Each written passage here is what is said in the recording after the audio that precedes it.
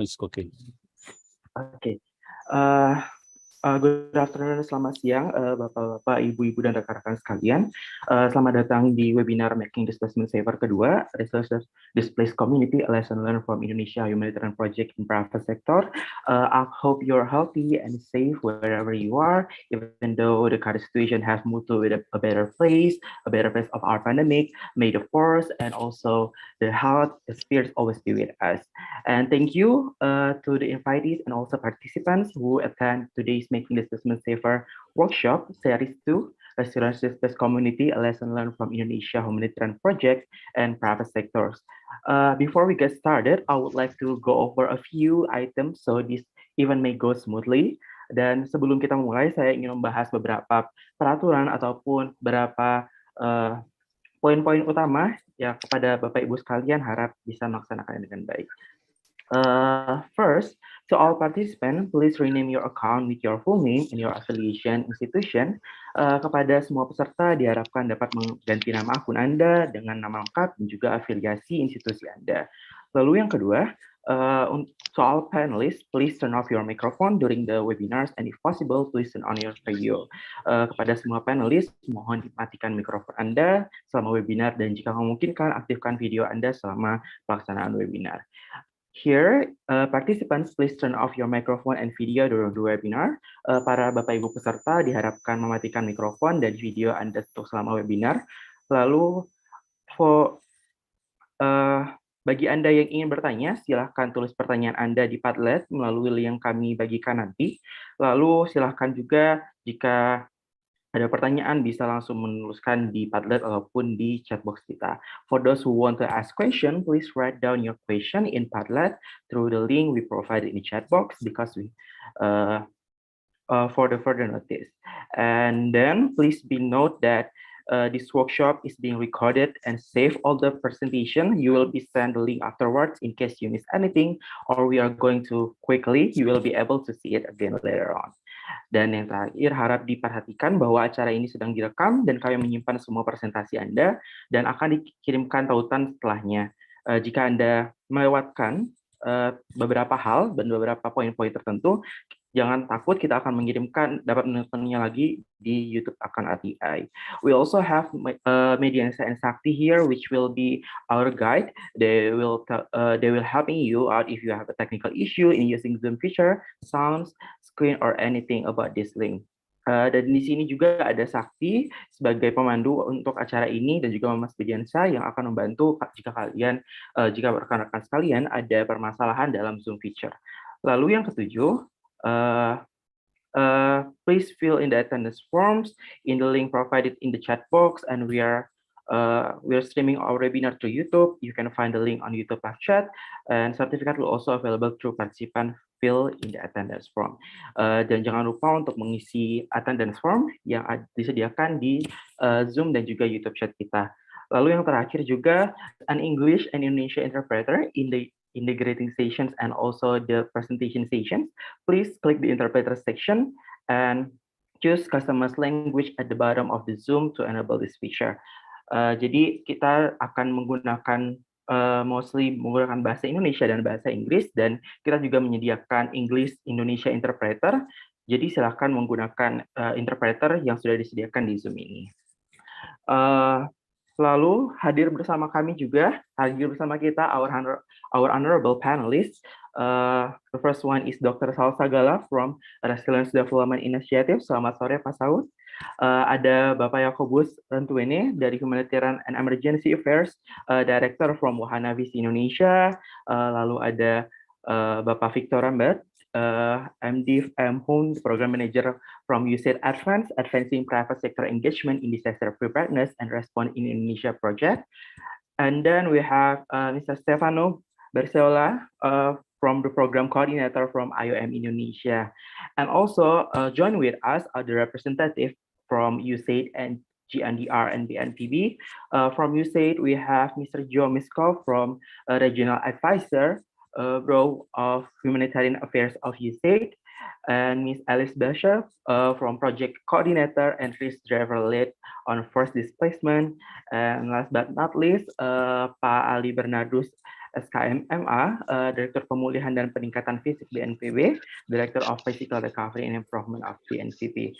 And we also have our discussion for today's webinar. We have Pak Adwin Singarimbun, ST, Analis Kebencanaan Muda Badan Penanggulangan Bencana Provinsi Jawa Barat, dan juga Median Saputra Prawira from Disaster and Climate Resilience Research Officer from RDI. Selamat sore, good afternoon, and good morning for all of you. Sebelumnya mungkin perkenalkan, saya Dana Azari sebagai moderator pada hari ini. First of all, let me introduce myself. My name is Dana Azari, or Dana, one of the RDI staff, and I will be the moderator for today's webinar. This event is a part of the collaborative project of RDI, GNDR, and GNDR, Global Network of Civil Society Organization for Disaster Risk Reduction, entitled Making Displacement Safer, a 3-year project funded by USAID that aims to reduce the vulnerability of displaced community in 11 countries, and Indonesia is one of them.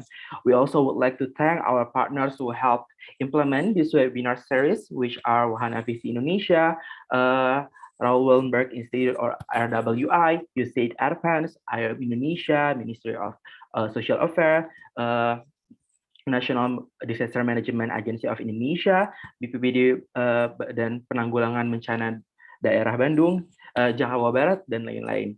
Acara ini merupakan bagian dari proyek kerjasama RDI dan GNDR atau Global Network of Civil Society Organization for Disaster Reduction bertajuk Making Displacement Safer, sebuah proyek 3 tahun yang didanai oleh USAID yang bertujuan untuk mengurangi kerentanan komunitas pengungsi di 11 negara termasuk di Indonesia. Kami juga ingin mengucapkan terima kasih pada mitra-mitra kami yang terlibat dalam webinar ini, diantaranya Wahana Visi Indonesia, Raoul Wallenberg Institute, USAID Advance, IOM Indonesia, Ministry of Social Affairs, National Disaster Management Agency of Indonesia, National Disaster Regional Disaster Management Agency of West Java, dan lain-lainnya. Tujuan dari webinar ini adalah menjadi forum untuk berbagi banyak inisiatif terkait manajemen pengungsian dan juga manajemen kebencanaan di Indonesia, dan bagaimana setiap komunitas, setiap stakeholder itu dapat membangun solusi yang bertahan lama atau sustain ke depannya atau durable solution. Hence, this webinar will be served as the forum to share many initiatives related to displacement management in Indonesia and how each community can establish durable solution for the community. For your information, I would like to remind you that the participant in Zoom and YouTube, please fill the attendance list that has been shared by our host in the Zoom chat and the YouTube live chat. And kepada partisipan di Zoom dan juga di YouTube, silahkan juga untuk mengisi daftar hadir yang telah di-share melalui kolom Zoom dan juga kolom chat YouTube kita, seperti itu. Untuk selanjutnya, sebelum kita masuk ke dalam acara diskusi, ada beberapa welcome remarks yang akan diberikan oleh beberapa perwakilan dari BNPB, GNDR, dan juga USAID sendiri. Pertama-tama, saya ingin mengundang dari sambutan dari Bapak Haji Ali Bernardus, SKM MA, Direktur Pemulihan dan Peningkatan Fisik BNPB. Before we continue the discussion session this afternoon, let's listen to welcoming remarks from Bapak Ali Bernardus, SKM MA, Director of Physical Recovery and Improvement of BNPB. Kepada Bapak Ali Bernardus, saya berikan waktu kepada 5 menit. Saya persilahkan. Silakan, Pak. Ya, terima kasih, Mas ya. Mohon maaf, saya tidak menyiapkan ini English version, tapi biarkan saya dalam bahasa Indonesia. Pertama-tama, yang terhormat para peserta pertemuan ini, khususnya juga para pembicara dan juga fasilitasi atau fasilitator yang menyelenggarakan acara ini. Saya sangat bergembira secara institusi bahwa acara ini sangat penting, karena yang kita khawatirkan adalah sekarang menangani bencana ini seperti bisnis as usual. Padahal sekarang ini kan ada beberapa perubahan-perubahan dan dinamika yang terjadi. Saya sangat sepakat bahwa ini ada pertukaran atau sharing informasi, ini sangat bagus. karena ada dinamika terkaitan dengan kebijakan-kebijakan karena ada beberapa pengalaman terutama di penanganan pengungsi yang terkait dengan adanya istilah terminologi temporary shelter atau huntara harus kita punya satu bahasa. Jadi kita punya satu bahasa, satu rujukan sehingga tidak nanti bingungkan. Jadi saya sangat senang bahwa ada yang berbagai pihak karena pasti mungkin pentahelik untuk berbicara atau membahas menata manajemen bencana kita di berbagai stage atau di berbagai tahap, apakah di pra, apakah di saat, apakah di pasca. Moga-moga pertemuan ini berguna dan ini menjadi mohon maaf kalau dari saya sempat ngomong dengan kolik saya, teman saya Pak Victor untuk mengundang rekan-rekan saya. Saya tidak tahu apakah respon mereka, tetapi saya moga-moga tidak keliru. Sangat apresiasi terhadap acara ini. Semoga kontribusi dari acara ini nanti menjadi satu rujukan. Apakah nanti untuk dibahas kembali merupakan suatu rujukan terkini. Demikian saja yang saya bisa sampaikan. Terima kasih atas kehadiran dari berbagai narasumber. Silakan membagilah ilmunya, silakan berdiskusi. Demikian, terima kasih dan selamat sore.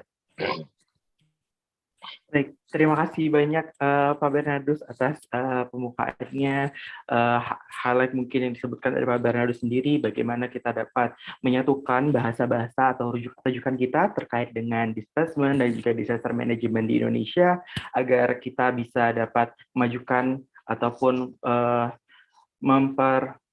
meningkatkan manajemen di displacement terutama dan juga disaster di Indonesia. And for the next, we have another welcoming remarks from the GPDRR. Sebelumnya saya akan memperkenalkan pembicara pada sore hari ini. Mari kita dengarkan sambutan dari Ms. Alice Basher, Project Coordinator Risk Driver Lead on Forced Displacement from GPDRR. And to Alice, you have 5 minutes to give some words related to these events and also these current themes. And the time and screen is yours. Good morning, everyone. Thank you so much for organizing this event, and thank you for inviting me to speak and give some opening remarks. Let me just try and share my screen. Oh, no, I can't do that. Okay, I will just give my speech. So my name is Elise, and I am the Forced Displacement Lead for GPDRR and also the project coordinator for our Making Displacement Safer program. I'm representing our regional colleagues and the regional coordinators who unfortunately can't be here today, but pass on their gratitude for the work that RDI and our Indonesian network members are completing to support those most at risk, and in this context, those most at risk from displacement challenges.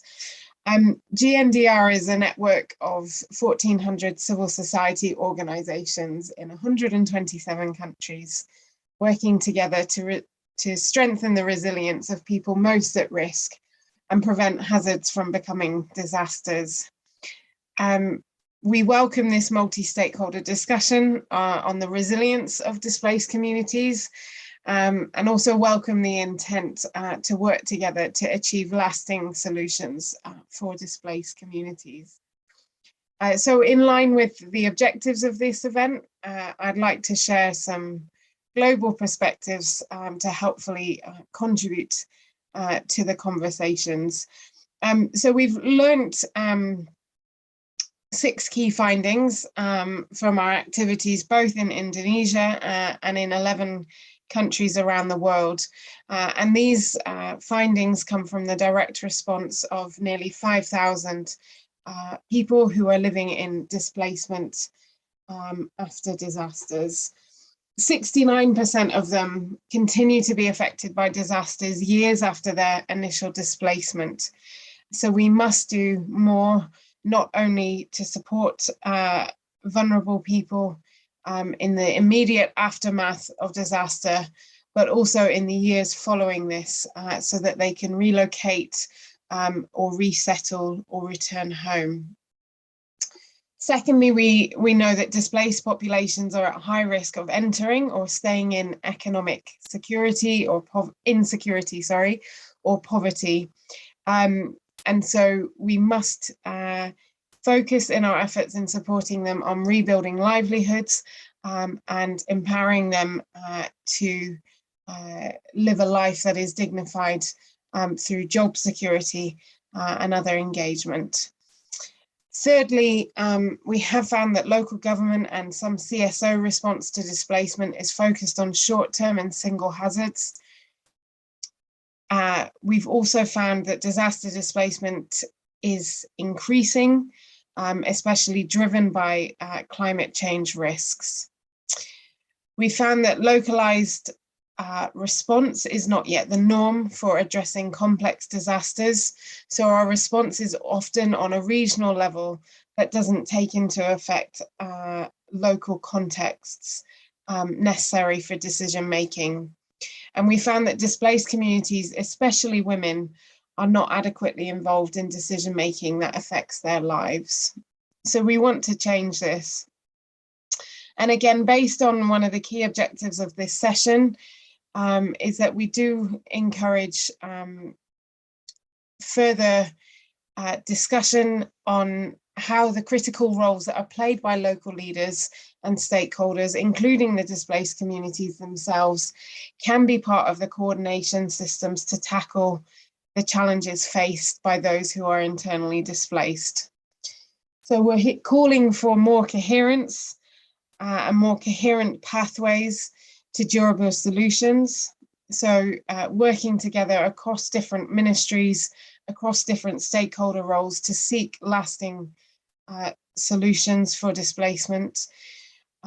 We're calling for the recognition of the critical roles that CSOs, civil society groups play in convening local actors and stakeholders to strengthen collaboration and coordination between all stakeholders, so government, private sector, international organizations, and others. We're calling for protracted displacement to be replaced by a durable solution. And by durable solution, we mean a point of, I guess, resilience, and that the point that someone no longer feels that they are displaced, but they are resettled or relocated or living in a point where life has gone back to some kind of normality.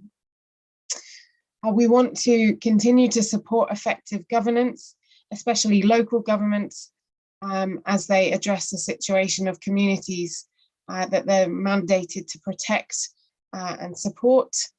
And we want to especially call for the meaningful inclusion of displaced persons in the policy environment affecting them. So we do commend the Indonesian government for their efforts in facilitating the active national cluster for displacement and protection. We want to see more of these kind of efforts around the world, but also to strengthen what is already going on. And we do hope this webinar can give insight for future displacement programming that you're developing in your new work programs, and perhaps consider some of the aspects that RDI and the wider GNDR membership have learned in locally led action to address these challenges faced. I'm sure the discussions on urban living labs processes also will be featured in today's discussion, and will be GNDR happy to share tools and resources from these that might help you in building your new work programs and strengthening what is already being done. We want to make sure that local actors and those displaced, as I've already mentioned, play a central and critical role in the decisions that affect their lives. So anything that we can do as GNDR to support them in identifying these challenges and identifying their own innovations or durable solutions, we're ready and willing to support. And it's through this local leadership, especially strong local government structures, that we believe these efforts will be achieved. So I hand over by thanking once again RDI for facilitating this discussion, for those who are speaking and ready to share their ideas on how we can continue to work together. And lastly, also to thank USAID and the Bureau for Humanitarian Assistance. Our work in displacement wouldn't have been possible without their support and funding. So let's utilize this opportunity today to build resilience and continue to work together in the future. Thank you, and I look forward to today's discussion. Okay, thank you so much, Alice, for the welcoming remarks highlighting that what MDS program has been done a lot in global, and also how could we mainstream the local stakeholder support on finding the durable solution for displacement issues.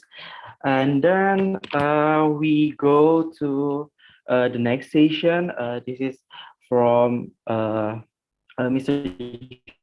Miskov from the Regional Affairs from Bureau Humanitarian Affairs will give a welcoming speech and officially open the event.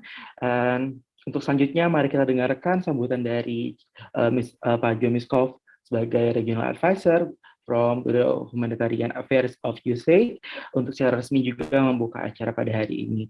And to Mr. Jo Miskov, you have 5 minutes to give some words and also officially opening this event. The time and screens is yours. Great, thank you. And I'm happy to see that I figured out how to do the background so I can show solidarity with the event with you all. Selamat siang. Nama saya Jo Miskov. Saya the Regional Advisor for USAID's Bureau for Humanitarian Assistance based in Jakarta. First of all, I want to thank terima kasih banyak to GPDRR and RDI for organizing. It's great to see some familiar faces recently met and some that I've known for a while.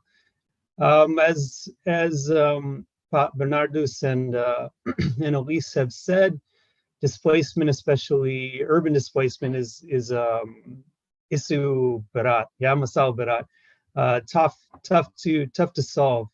You have double displaced, you have misplaced, you have families and individuals who get stuck, sometimes for generations after being displaced one time, and are increasingly vulnerable and subject to even more displacement sometimes.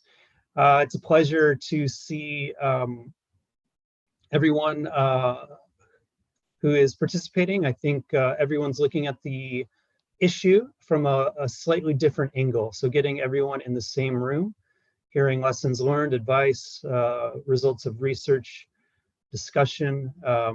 I'm looking forward to the conversation and learning more about how urban displacement is experienced here in Jakarta specifically, or in Indonesia as well.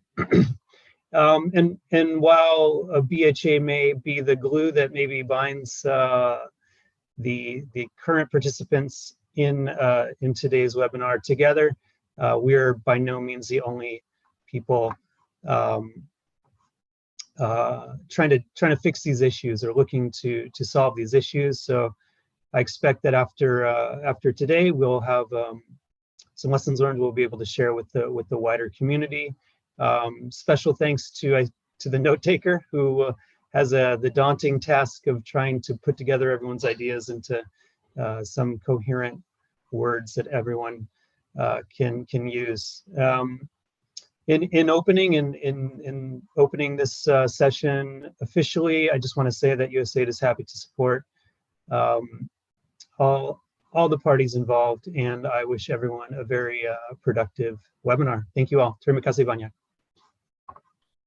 Terima kasih banyak Pak Jo Miskov, and thank you so much for your welcoming remarks for officially.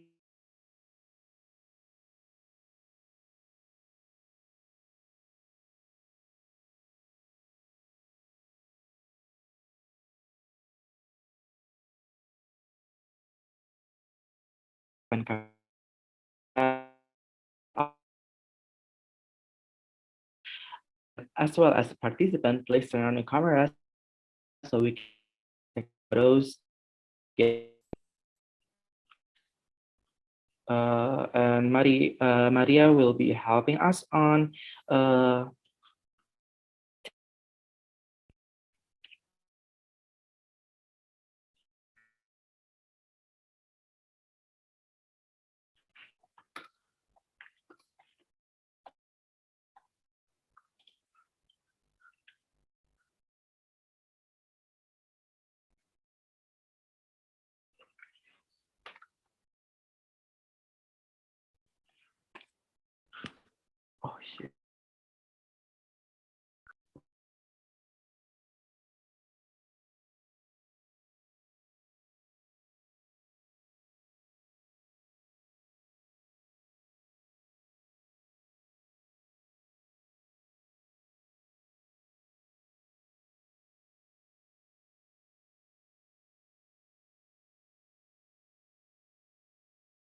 Sorry, everyone. Can you hear my voice clearly? Yes, we could. Okay. Yeah, sorry. So please turn on your camera and we will hold the photo session, and Maria here can help us in the photo session. Maria, please. Okay, thank you so much, Kadana. Ladies and gentlemen, please would you mind to open the camera for a minute because we're gonna have a photo session together. I will count down from 3 to 1. Okay, start from now. There are 2 slides, by the way, so please just wait for the 2 times shot. Okay, for the first one, let me count from 3 to 1. Click. Okay, nice. Once again. Okay, let me count. 3, 2, 1. Give sign Alright. resilience. Resilience. Okay, okay, Yeah. once more then. Okay, yeah, sure. So let's say about resilience. I will count it down again from 3, 2, 1. Resilience. Yeah. Okay, thank you so much all. Okay. Back to you, Kaden. Okay, thank you so much, everyone, for joining us in the photo session. I hope my voice is clear enough today. Thank you for joining with us and staying with us for this webinar. So the first speaker is supposed to be the Director of Social Protection for Natural Disaster Victims, or PSKBA, from Ministry of Social Affairs. However, he can't join us due to the busy schedule today. So we can jump in to the next presenter from Resilience Development Initiative, Dr. Saul Sagala. Selanjutnya, saya akan memperkenalkan pembicara kedua kita, yaitu Dr. Saud Sagala. I will introduce you to our second speaker, Dr. Saud Sagala. Beliau merupakan peneliti dan dosen di Departemen Perencanaan Wilayah dan Kota ITB, dan juga merupakan Cluster Chair dan dari Cluster Disaster and Climate Resilience di RDI. Beliau memiliki keahlian di bidang manajemen risiko bencana, dan Dr. Saud Sagala ini memiliki beragam pengalaman dalam lingkup kebencanaan, lingkungan, dan berbagai bidang ilmu lainnya. He is a researcher and lecturer from the Department of Urban and Regional Planning, ITB, and is also the cluster chair for Disaster and Climate Resilience in RDI, with expertise in disaster risk management and also a lot of experience in disaster, environment, and various of other field science. Presentasi dari Dr. Saud Sagala akan terkait dengan Making Displacement Safer Project, a lesson learned to scale up for a better displacement management in Indonesia. Dr. Saud Sagala, you have 10 minutes for your presentation. Dr. Saud Sagala, apakah sudah bisa join dengan kita, Pak Saud? Yes. Ya. Oke. Dr. Saud Sagala, the time terima is kasih, yours. Dana. Okay. Thank you very much, Dana. Good afternoon, everyone. Maybe good morning also. I saw my colleague Sam in the UK, and maybe some others also, depending wherever you are. Selamat siang, selamat pagi semuanya. Nama saya Saud Sagala. Saya akan sharing tentang pengalaman dari resiko inisiatif dalam konteks lesson learned untuk making displacement safer. Artinya dalam konteks pengungsian dengan contoh di Garut, tapi sebetulnya relevansinya juga lebih luas, dan kami sudah mempresentasikan ini pada di Global Platform Disaster Risk Reduction di Bali di bulan Mei 2022 yang lalu. Saya juga menyapa rekan-rekan di sini, ada Pak Bernardus dari BPB, Pak Arwin dari BPB Jabar, dan juga rekan-rekan yang lainnya yang hadir yang tidak bisa saya sebut satu persatu. Mungkin so let's move to the next slide. I will explain about how and why the displacement is important. Can the Fadlan, who is holding to move the slide? Yeah. So basically, I will talk about displacement issue, globally and also within the context of the project that RDI has been involved. Basically, in the global context, we have about 48 million people that have experienced or were forced to leave their home or to move from their place as IDP, or pengungsi in Indonesian context or language, and refugee and also asylum seekers and so on due to disaster and conflict. And because of the situation, about 60 to 80% of IDP have live in some urban area, including also informal settlements, and also the relocation can put them in the other risk. So while they are able to move away from the original or the previous location they stay, they are exposed to different types of risks, and including also kind of lack of basic services, infrastructures, social support, and also in terms of how the participation decision making that they experience.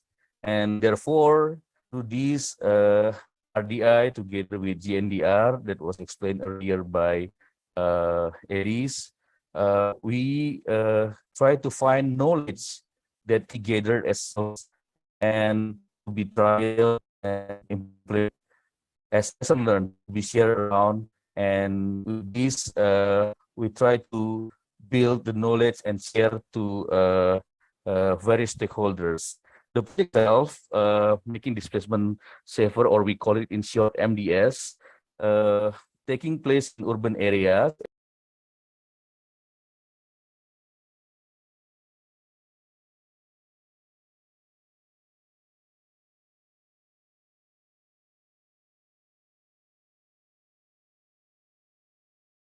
Sorry, maybe my connection earlier was gone. Yeah. So the increasing because of the, yeah, I think my video now is okay. Yeah, maybe Sakti, I saw your message.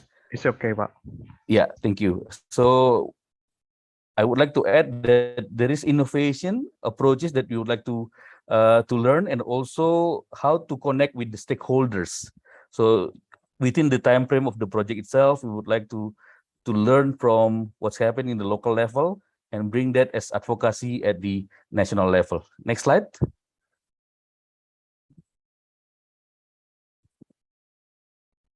So this is the location, in Garut. So we learned from what happened in 2016, Garut flash flooding or banjir bandang in Garut. And basically this area has been hit by several others flooding as well. And during even the project implementation, we also learned that some other flooding occurred, including this year. So in the 2016 flash flooding in Garut, around more than 2,000 residents have to be displaced, and the location of the displacement and also the where they have moved around the city are shown in the left-hand side of the figure. Next slide. So in the next slide, you will see of possible consequences that how IDP would experience.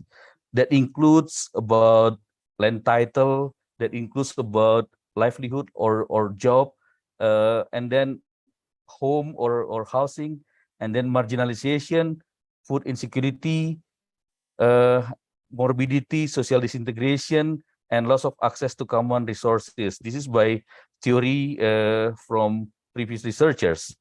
And then it's important to understand to bring resilient community through the some steps or some ways to improve their resilience.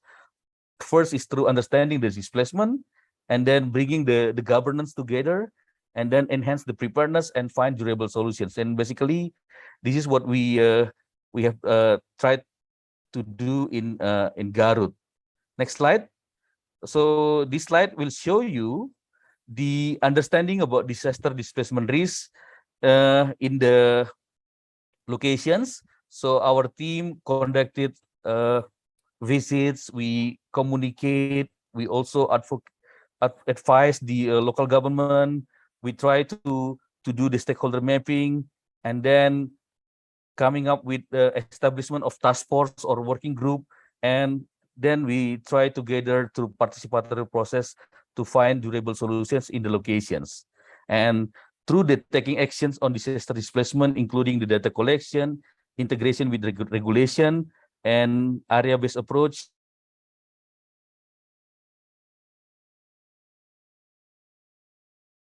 bringing some capacity by identifying the needs and also addressing the needs. In Garut, actually, we found that in one of the locations, such as in Hunta Babakan Carik, for example, we found that there is gap between displaced communities with the host communities and lack of data related to the displaced communities. Imagine if you move to new place and then because of the flooding that occur, you might miss some of the documents that you have, and this affect later on when you try to to use that when you move to a new location, and you have that kind of lack of data and lack of involvement of the displaced communities in the decision-making process.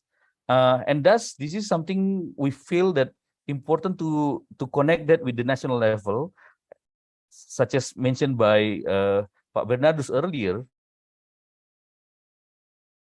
about IDP on integration with the stakeholders to use the data to be optimal. And here in this meeting, we have a number of stakeholders, such as from BNPB, from the Ministry of Social Affairs that was supposed to join today, and also from the the NGOs, and also from BPBD West Java, for example, and some others that I cannot mention. And some key issues around this topic is on those that I mentioned on access and lack of infrastructure, data, flood risk, livelihood, social cohesion, and residential status. Next slide. So throughout this project, we have tried to use what is called urban living labs. So in the beginning, our team was informed or was trained by the team from the GNDR and also the partner on what is urban living lab, which is an innovative approach to bring together different stakeholders. Basically, it's kind of participatory process, co-creation, engagement across different stakeholders. Or in Indonesia, we call it pentahelix. So the involvement of government, the involvement of the community, private sector, media, academicians, and so on and so forth. And we hence apply this through what is called exploration, co-creation, experimentation, and now we are in the evaluation and monitoring process to make sure that the implementation has been done well in the selected displaced communities. Next slide. So we have done from last year the urban living labs on the exploration through the kick off the ULL, and also identification, all the process, including social, physical, and some other process as well, to make sure that community and stakeholders are involved. And then next slide, this is on the co-creation, trying to build together how the strengthening the initiative, formulate the implementation plan, and through the use some tools, for example, budgeting and implementation plan, BMC, and some other development community or cooperative enterprise, or in bahasa Indonesia it's called menyiapkan wadah or kooperasi, ya, where community can find joint resources or mobilize resources through for livelihood. Next slide. And finally, the implementation. Yeah, the next slide is on the implementation. So we establish cooperatives as part of the idea from the community, which is the part of the micro, small, medium enterprise. And we brought expert from a university to share about how to establish business, sharing, and then our team also facilitate the process. and we could try to make use what's available there, such as recycling bank, maggot farming, and water source. And the key points here mentioned is on the community self-reliant, post-disaster, supporting community business, and increase community economy. And the expectation here could be realized through the mentoring and capacity building, which I mentioned earlier, through the assistance and also expert sharing knowledge there. Next slide. This is on the implementation and training. So we have also understanding about the psychosocial and recovery process, and then cooperative unit establishment workshop, business plan workshop, and then cooperative management workshop, financial literacy, waste management, and some consultation with task force that includes also the local government, because we believe or we know that it's important to connect with the local government in Garut, in this case, on how they get assistance and also how to make use from what is resources available in the local government. In general, there are some differences in progress in these locations. We have different places here. I will not read in the details, but the training has provided many insights and also learning for the displaced community. And in the next, on the monitoring, we'll try to see the progress and also find the gaps and also what can be improved. Next slide. On the implementation, we have some action, strategy, and output that can be shared here, such as on collaboration with the local government that I mentioned earlier. The strategy is to continue the collaboration, establish the partnership, and then regular capacity building and systemic learning, documentation, and sharing good practice between cooperative units. And the outputs would be on how the business plan can run effectively and sustainably. And this is also through the improved capacity of displaced community to implement of durable solutions. And if we recall what's happening in Indonesia after disasters, this is where, you know, some communities have struggle or struggling in terms of how to develop to get their livelihood after disaster. So the step implementation that we try here can be used as some lesson learned for sharing in the different condition and also different places in Indonesia and elsewhere. Next, this is on monitoring and evaluation part, which I mentioned that our team is on this phase now, and to make sure that process is sustainable, we also keep communication and coordination with the local partner to ensure the monitoring and according to the track. And in the future, of course, we are thinking about to bring the advocacy at the national level and scaling up the MDS project initiative. Next, and in terms of opportunity and challenges, I think this is my final slide. There is potential for micro, small, medium enterprise in the displacement location to be developed and empowered, and there's opportunity to have scale up its exposure and lesson learned in the international level as well. And at national level particularly, I believe, in my understanding, BNPB, the Ministry of Cooperatives and Small Medium Enterprise have worked together in some places in Sinabung, in Palu, to bring together identification of potential livelihood for small medium enterprise, and then to bring to provide assistance to the local community and to develop potential collaboration with the local government and how they can also address the different issues through considering age, gender, and diversity, and so on. And therefore, it's important working together and form a task force as a great example to deal with this displacement.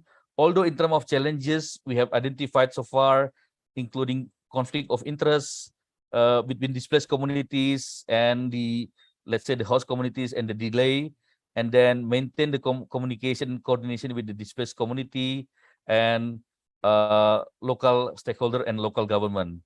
And in some cases, RDN needs to explain the whole project due to also staff turnover. I think this is my final slide. Thank you very much again for this time, and I look forward for further discussion and also next step as outcome of this webinar for the collaboration with all stakeholders attending this meeting. Thank you, and over to you, Dana.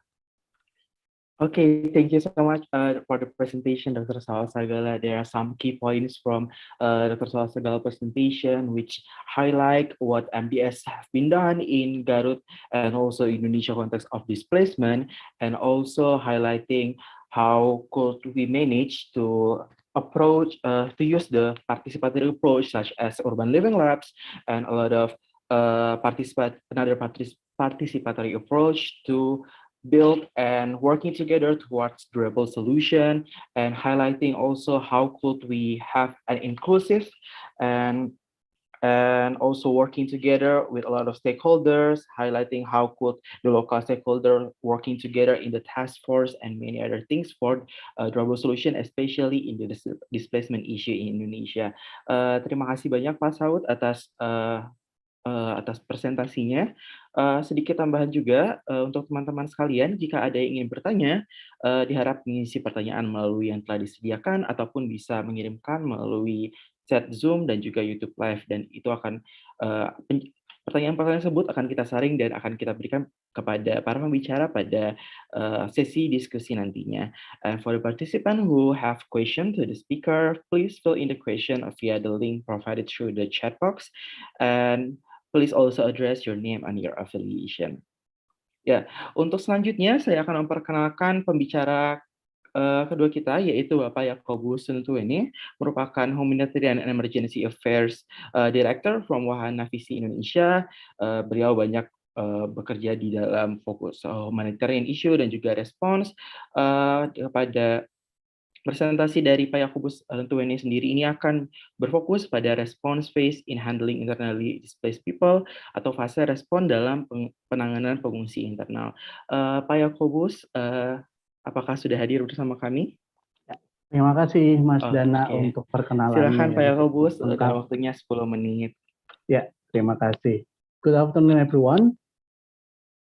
For this today, really happy because I think this is a good opportunity to learn, and also have a discussion relating the displacement, safer displacement. In this presentation, I will share regarding the response phase in handling internally displaced person, the IDPs. It is based on the learning and also the experience, especially in the context of Indonesia. So yes, I think all of you know that many disasters are causing displacement in all regions of the globe. Each year, millions of people are displaced in the context of disaster caused by natural hazard, flood, volcanic eruption, tropical storm, earthquake, landslide, drought, and flooding. And then with most of the disaster displacement taking place within the countries. Through this presentation, I will share 3 topics. First, regarding the main challenges in the response phase. And then second, talking about the condition and needs of internally displaced people in the response phase. And then the third is strategies to foster the resilience of internally displaced person in the response phase. Next slide.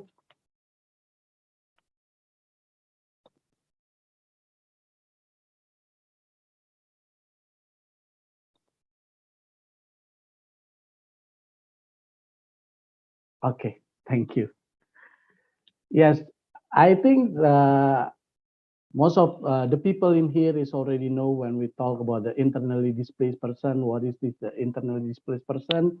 Because it's years, millions of people are displaced in the context of the disaster.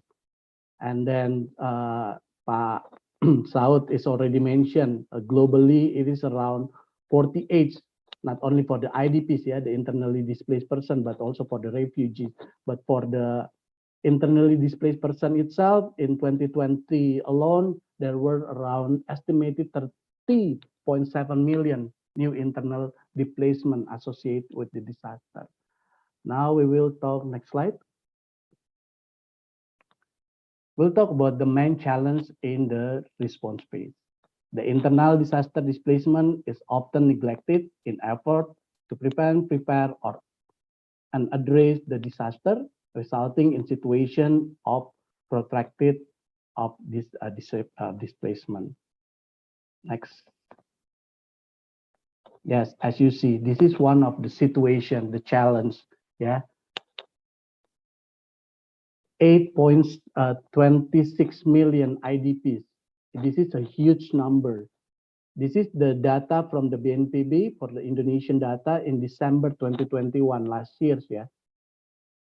So you can imagine a lot. There's so many people that need to be managed for these IDPs. For these years alone, until now, if we see from the data in the BNPB, it's already more than 2 million people, yeah, as an IDP. So this is one of the challenge, the situation of the IDPs in Indonesia. We need to manage a big number for the IDPs. I will use the sample, yeah, next slide. Use the sample of the data from the last emergency response happened, the emergency situation happened in the central Sulawesi, yeah, the earthquake in 2020, in 2018. As you can see from the OCHA report here, there is 164, more than 164,000 IDPs in one of the situation. And then in this year, for example, one of the disaster happened for the Semeru eruption, more than 10,000 people is being, as the IDPs need to leave their home or their habitat, join or resettle in the IDP camp. So this is one of the challenge of the situation for the internal displaced people. Next slide. The other challenges for this internally displaced person is the situation, yeah, the complex and dynamics of the situation. We can talk about the scenarios. It could be rapid onset, slow onset, or multi-hazard disaster. It needs different approach. Yeah, it's not only talking about the people, the culture, the situation. There's a very complex situation, and then also the internal displacement in disaster context is commonly viewed as a temporary. So it seems people just think that after this, when the hazard and the situation getting better, they can just move to coming back to their home. But actually, it's already changing. So it's a very dynamic. The registration, the database become another challenging. I will show you some of the data using the same of the disaster situation. Next slide. Yes, this is the data from the IDPs data pengungsi, ya, the IDPs in the Central Sulawesi. As you see, jumlah titik pengungsian, the number of the camp from the 3 district and 1 city, Kota Palu, Sigi, Donggala, and Parigi Motong, the total is 333 camp. And then sometimes the people from one camp to another camp, they can just like move when they know that their relative or their families is staying in the other camp. So it's quite a challenging for the data, and then the registration, and then how to manage all this complicated information, yeah, for the IDPs. Next slide.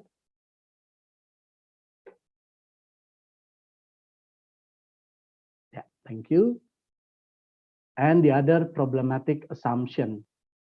First, talking about disaster affected person, not the IDPs. Although when we talk about the people affected by the disaster, natural hazard, and their effect, do not differentiate between the displaced and the non-displaced person. Disaster affected person, whether displaced or not, may have a very similar need regarding food, water, or access to medical service during the emergency phase. Yeah, because sometimes it is just like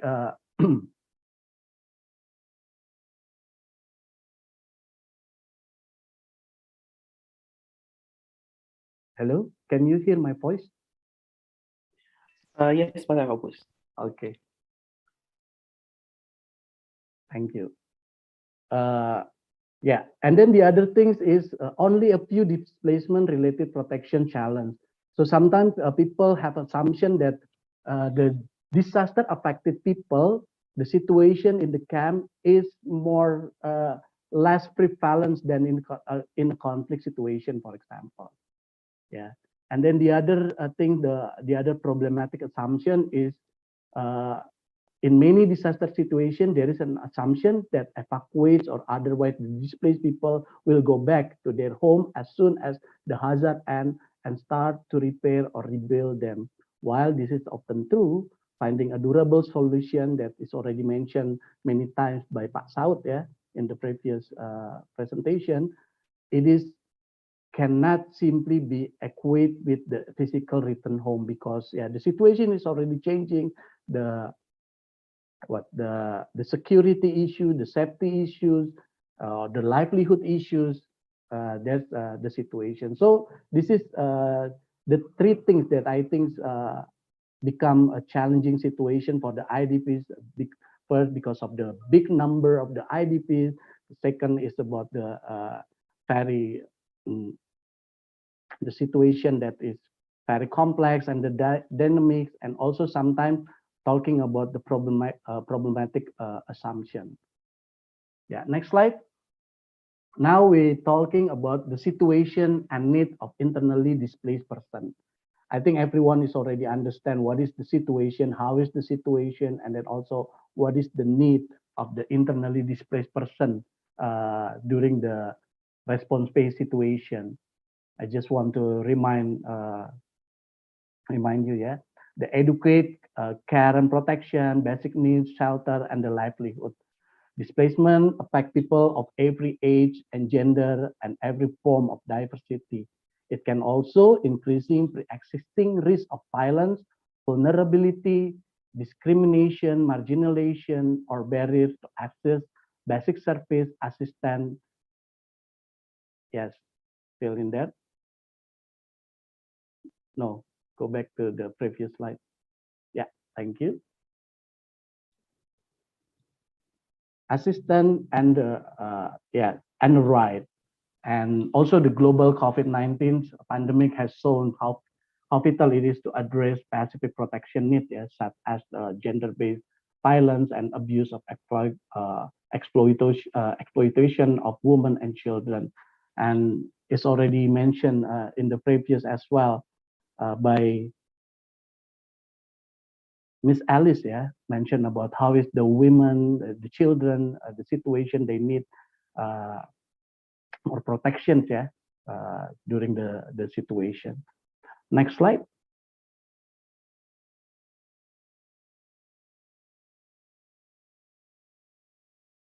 Okay, now we talk about the strategies to foster resilience of internally displaced person in the response phase.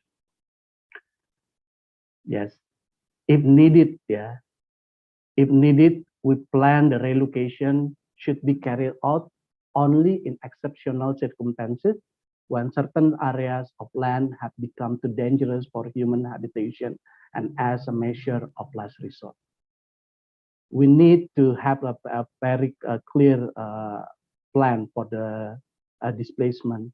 They should be carried out with full respect for human rights, cultural practice and tradition, and with the participation of affected communities, including the women's, yeah, and should involve a full resettlement process to ensure access to adequate housing, livelihood, and basic service, and to preserve communities and cultural practices.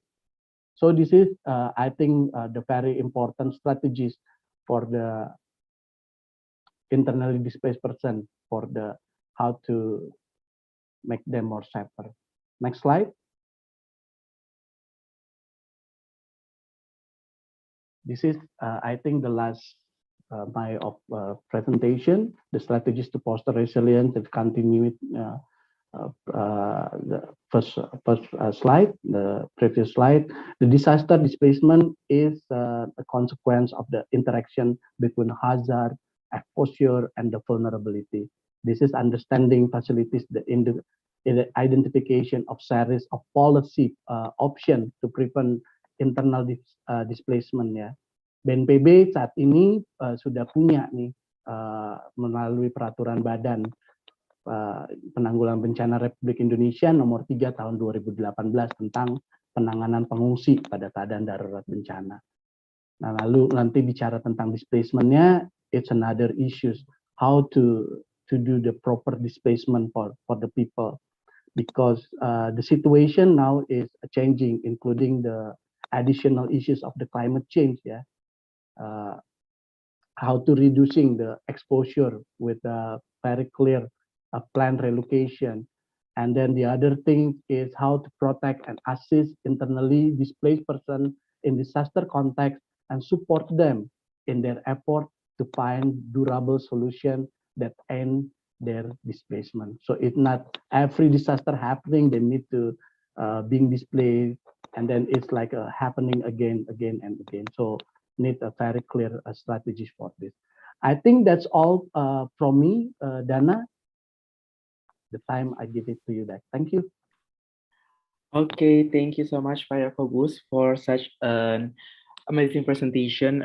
You mentioned a lot about what kind of the challenges Indonesia currently face about the disaster displacement in Indonesia, and we often neglected in the efforts of to prevent and prepare, address, and resulting of the displacement issues. And we also highlight here the condition and needs of internally displaced people in the response phase, such as there's a complex situation of risk and also the dynamic situations such as the multi-hazard and the residential issues, marginalizing displacement people. And you also mentioned how could we move forward for the displacement issues in Indonesia, for the strategies such as fostering resilience in internally displaced persons, for planned relocation and integration with the current place and many other things. Thank you so much for such a great point that you brought there, Pak Yakobus. And I also would like to mention, please also, if you have any question for Pak Yakobus and any other presenter, please fill the question via the link provided through the chat features in Zoom and YouTube. And selanjutnya saya akan memperkenalkan pembicara ketiga kita, yaitu Bapak Victor Rembet, MDiv MA MHUM, Program Manager from USAID Advance, Advancing Private Sector Engagement in Disaster Preparedness and Response in Indonesia Project. And please welcome Mr. Victor Rembet, Program Manager from USAID Advance. He's currently the Program Manager from USAID Advance. He's professional with lots of expertise, mainly deal with the empowering people on issues related to humanity and serving people in needs while being involved in the last 17 years in disaster management, disaster reduction, and also another issue such as climate change, sustainability issue, accountability, humanitarian matters, and many others. Presentasi dari Pak Victor akan membahas terkait dengan pendekatan ketahanan bisnis dan juga masyarakat dalam manajemen fungsi internal dan juga disaster management, or in English, business and community resilience approach in internally disaster displaced internally displaced people management and also disaster management. Pak Victor, you have 10 minutes for your presentation. Pak Victor, the time is yours. Thank you so much, Dana, for the time, and also, ladies and gentlemen, thank you for everyone here. I'm presenting. Could I have could I share screen, please?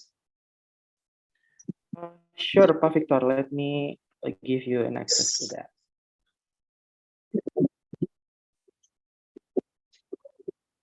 Still waiting. Thank you so much for all who participate, and then also I believe that Pak Bernardus was here, and then also now Pak Yus Rizal, Director Pengungsian from BNPB is also participating, and then I'm glad to share with you all about what we do in USAID funds. This is probably the only different one, and we are the minority in disaster management and disaster risk reduction because we are advancing private sector engagement in disaster preparedness and response in Indonesia. So we have not yet done anything with response in internal IDPs, but we are preparing, and this is what we do in Jakarta area. But of course, I can skip this Indonesia or China, but then of course stronger DRR links are needed between public and private sectors. That's actually the keywords. And the USAID Advance Indonesia program is to increase private sector disaster preparedness. Why? For a reduction in lives lost, people injured, and social and economic disruption from an earthquake in Jakarta. It is actually the same thing. And then there are three objectives. First is public and private sector engagement, advancing disaster risk governance, public and private engagement. And then the second one, improve disaster planning and preparedness, data for planning and preparedness, and data. This is needed, and that's why Pak Bernardus and I in a very intense discussion regarding pre-disaster recovery plan, because we just cannot do things about only the pre-disasters, but we are talking about pre-disaster recovery plan that after disasters, we also need to pre-plan it beforehand. So this is number two, improve disaster planning and preparedness, and data for planning and preparedness is necessary. And then local capacity developments, forum for knowledge sharing, practical tools, and etc. So this is our phase now. We are in the funded modification 3. We are trying to localize and scale and sustain. But before, since this is a pilot, innovate, and then reflect, and then localize, and then bridging and strengthening, I'm working with Kadin at this point, and then this is something that we look forward that we could work further. In Jakarta, this is all the businesses that we work together. The last 8 to 10 months until now, these are in the area of a very heavy population of Jakarta. So we're talking about when earthquake happens and then something happened and then there are some urban IDPs. This is something that we are going to do, and all in 5 Jakarta area, and these are the private sectors that we involve in our program, and they are actually learning something. This is the 4 steps of us, local community disaster risk assessment. I'm going to share only this, step 1, because this is something that relates with the topic today. But step 2 is business resilient assessment. That's another thing, try to develop a business resilient, and then disaster scenario planning, of course, related with local community disaster risk assessment. We cannot do step 3 without knowing number 1 and number 2. And number 4 is more on private sector engagement in DRM. This is something that we are doing. So what I'm going to share here is step 1, neighborhood population in the business location, business neighborhood resilience framework. This is probably the first in Indonesia that we work with the private sectors. I put number 8 there because we start assessment of the surrounding areas. In this BNRF exercise, we have 30 questions. And of course, on top of that, because we call it business neighborhood resilience framework, the most important thing is neighborhood connectivity. When we are talking about IDPs or the aftermath of any disasters, we need to have a strong neighborhood connectivity. Whether it's CBO, community-based organization, whether it's religious groups, Pemuda Masjid, or church-related, or anything. I mean, religious groups, and then youth groups like Karang Taruna and all others, and others. So when we do the assessment, we are posing these questions to businesses, whether you know about what is in your area, the neighborhood connectivity. So this is number 8 out of 30 questions. Here I put just some pictures, how we do the process, and then these are the questionnaires, and then how it's easy just to see about the using Google Maps. It's not a sophisticated tools. It's something that we have, and then they can see some relevant data.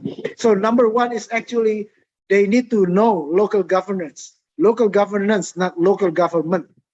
local governance, it could be kelurahan, it could be official government, but there are some non-official as well, because in the area there's cultural, and there in the heavily area where people from same tribal groups, Betawi or Sunda or anything, there is non-official, but also there are some non-official, and then we try to dig in and then to see how the local governance, because this is a very important for a business to see if they are, whether they are going to use their facilities for internal displaced people or not. And then the second one is the number of population. Number of population, they should know how many people in the RT, airway. Of course, we're not talking about cities, but clusters. Clusters, it's sometimes clusters could be from 2 RTs or 2 airways. And this is something in the urban life in Jakarta. If you can see that there are some areas of business area that the rucos and everything, they are not from 1 RT, but they could be from 2 RTs. And then area, specialized area like in Senen or some areas that special for automotive shops and everything, and sub-district, kampung, kelurahan, and others. So number of population, they need to know. And of course, in number of population, there's a housing elements. Housing elements is owner, who owns. I mean, as you probably know, when disaster strikes, only the owner of the house can get the reconstruction and recovery funds, yeah, Pak Bernardus, but rented cannot, and then boarding house cannot. And this is also something that we can see, housing elements, because in Jakarta, urban areas, and in some other urban areas, the populations of the people in the evening is much less than the working hours. So or if disaster strikes in the evening, it could be different from the afternoon or morning, or even in the weekend, different from the weekdays. So the housing elements is very, very important when we're talking about pre-disasters in terms of internal displaced people.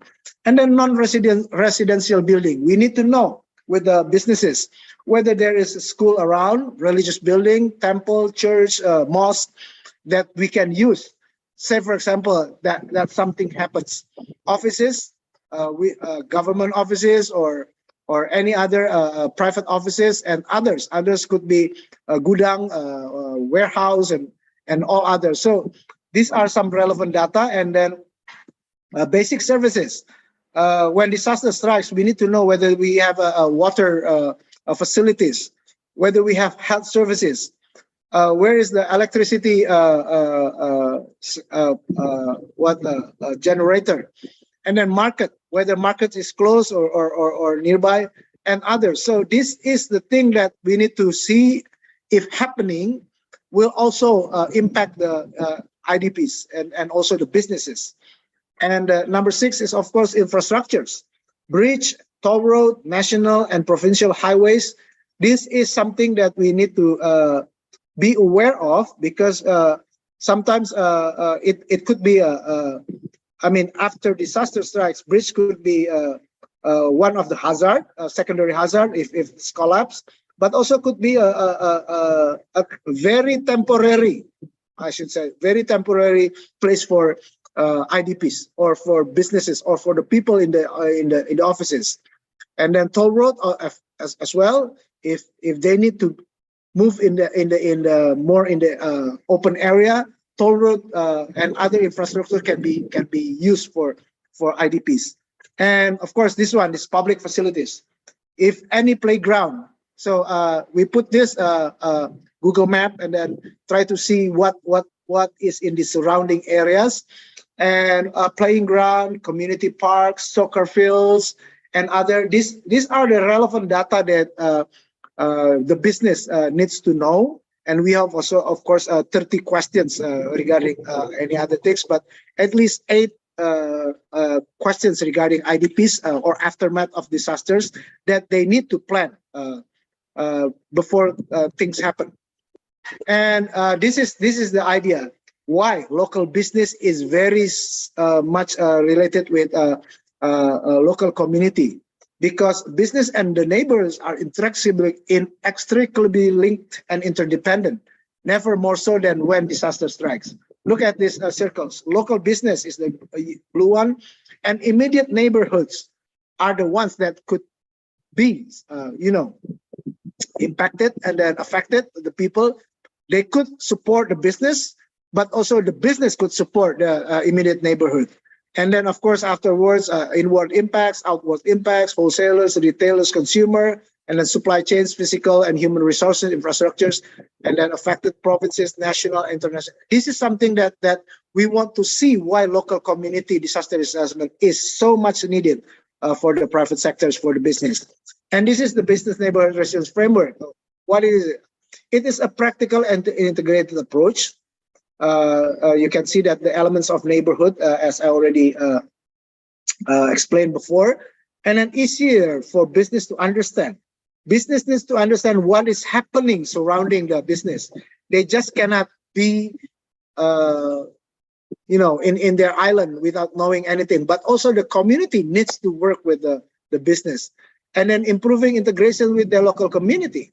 This is very, very needed because keterkaitan bisnis dengan komunitas, they cannot just work separately or nothing to connect with, but this is something. And then the merging one is the settlement neighborhood approach. We need to do this. Very, very rare. I can hear from the DRR perspective to have this settlements of neighborhood approach. And then, of course, for business continuity planning. If many of the workers of the business from the community, they need to think about what happened after disaster strikes, because the community needs to work. They need to live. They need to continue their lives. So this is a business continuity. And then other theoretical models. We're trying to see what can be done in this case, business related to the community. So we are doing this with online webinars and learning sessions, and those are the thing. And this is actually the diagram where a strengthened ability of private sector to prepare for and respond. We need to have an action plan, but then increased participation of business in disaster management, practical tools and frameworks, and then improve availability of earthquake and structural data for decision making. Business resilience champion means business that can work with the community, and then they could be resilient, working together with the community.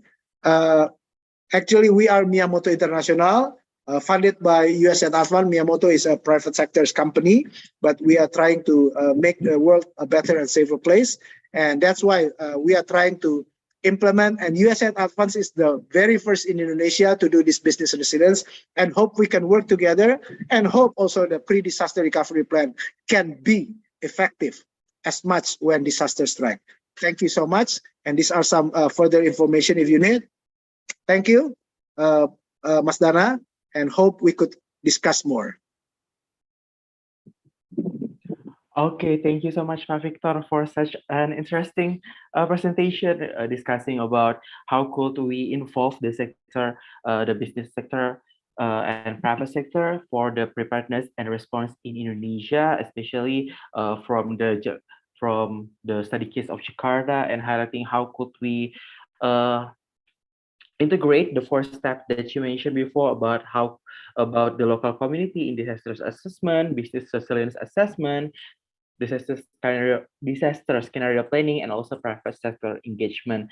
And it's a really interesting topic, especially because we want to make sure that a lot of many stakeholders could join together in the task force and working together towards more resilience, for not necessarily for disaster displacement, but for the disaster management as a whole. Thank you so much, Pak Victor, for the presentation, and we can move on to the next presenter. Selanjutnya saya akan memperkenalkan pembicara terakhir kita hari ini, yaitu Mr. Stefano Bersola from IOM Indonesia. He is the program manager of IOM Indonesia, who focus on disaster and climate resilience. He graduated from International Relations Magister of University of Amsterdam, Netherlands, and also worked in IOM around the world since 2013. Presentasi dari Pak Stefano Bersola akan terkait dengan manajemen pemindahan pengungsi internal, or in English, displacement management of internally displaced people. And Stefano, are you already here? Yes, I'm here. Okay, great. You have 10 minutes for your presentation, and the time and screen is yours. Okay, thank you so much. You will pull up the slides. Yes, okay, great. So thank you for the opportunity and for the presentations of the previous speakers, which were very interesting.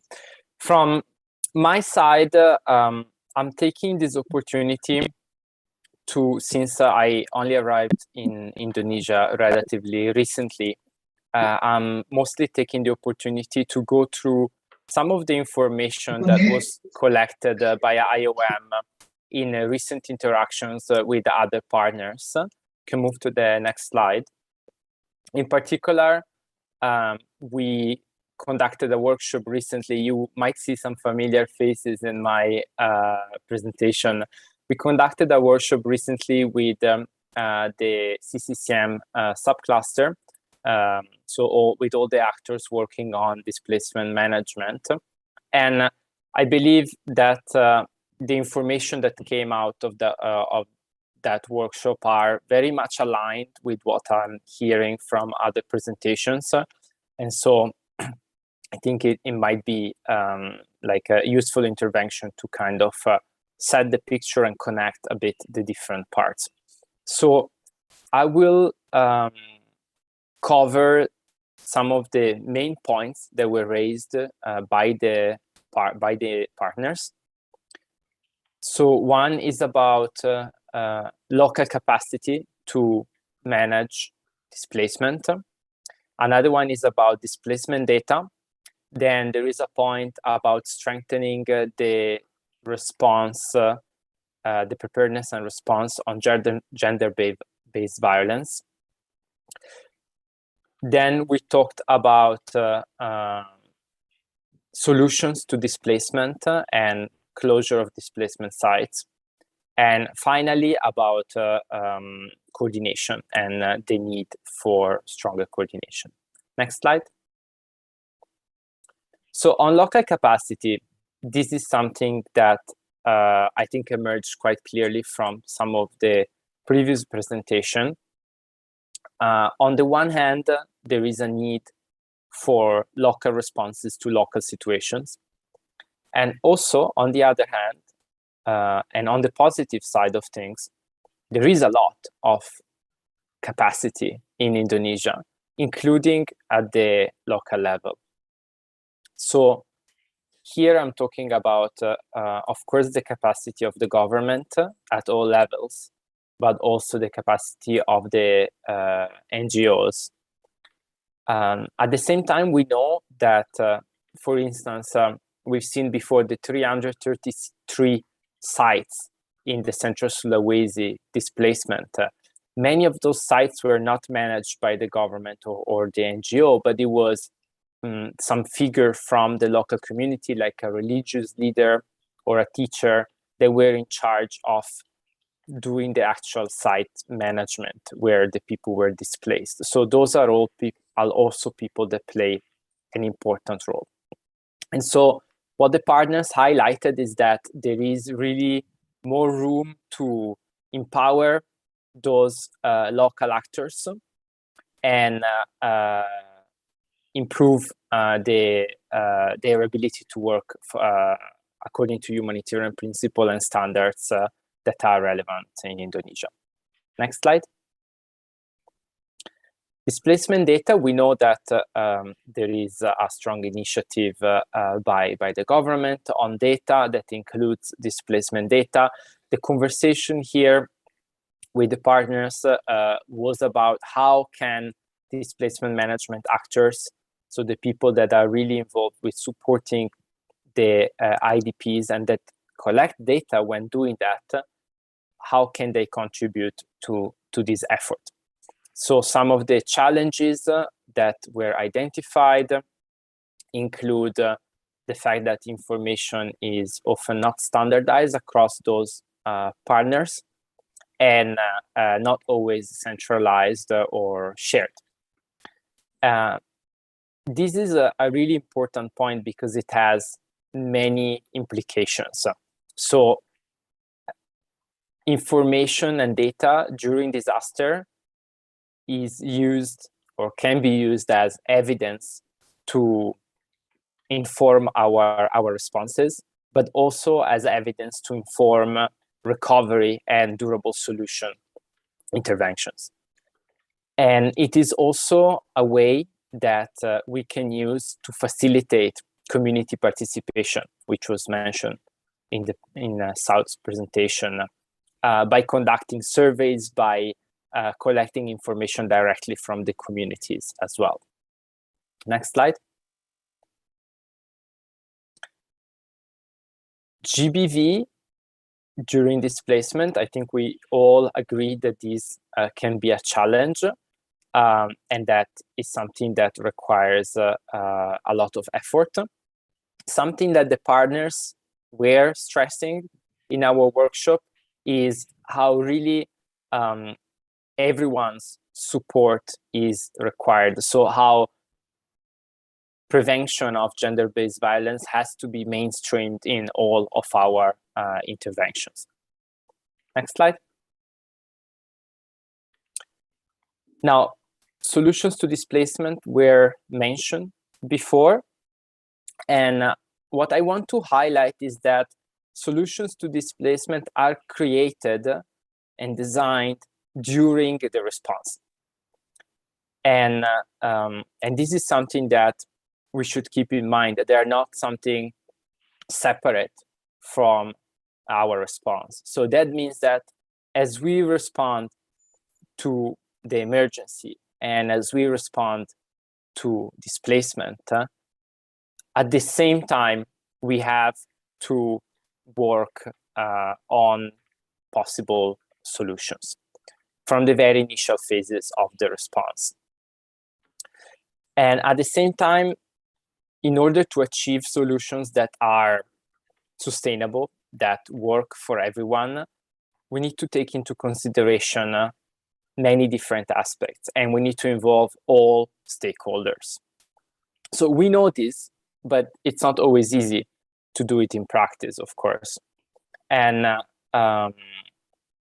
we should also keep in mind something that was also mentioned before, that while we talk about solutions to displacement, of course, that does not necessarily only mean that people go back to their houses. And we have a recent example from the Semeru eruption where it was not possible for people to go back to their houses. And so the solution was a different one, which was about relocation in this case. But also we shouldn't forget involving the communities, the affected communities that were not displaced, but that have also been affected, in order to avoid a situation where the effect of the disaster continue over time and they are trapped in poverty, for instance. Next slide. And finally, coordination.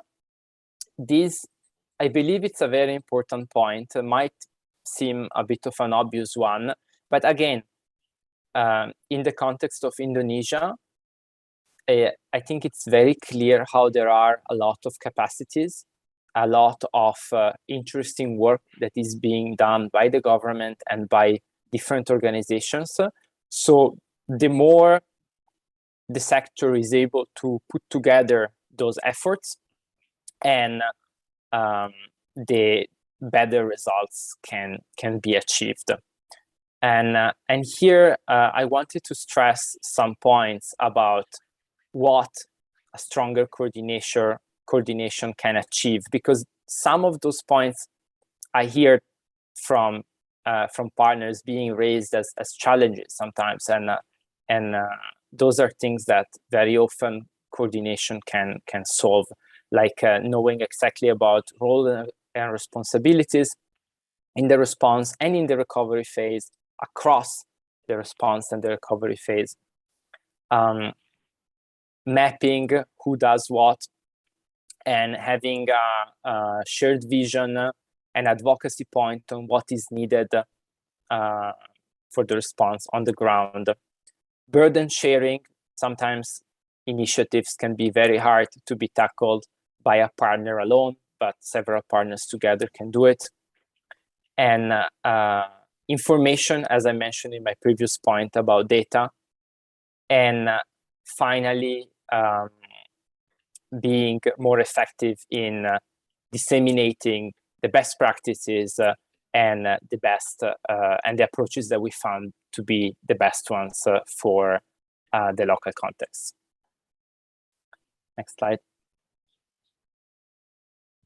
So that was it for the formal part of my presentation.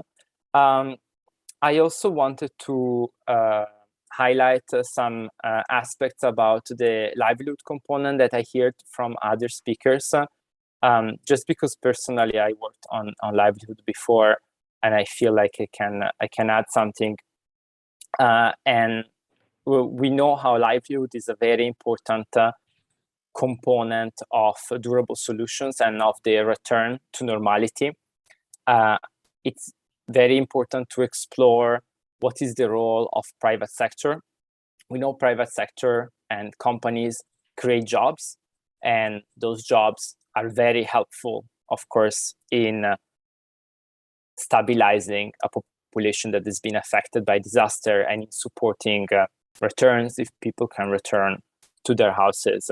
So just to stress the very important role livelihoods have in the recovery phase and how closely connected that is to rebuilding and rebuilding houses as well, and to finding durable solutions. At the same time, it's also important when we're working with the private sector that, and it goes back to my point about coordination, that the efforts are also coordinated, in particular with the government reconstruction efforts and with the work of all partners. So that's just some observation from my side. Thank you very much for the opportunity, and happy to take any questions later. Great. Thank you so much, Stefano, for such an interesting presentation.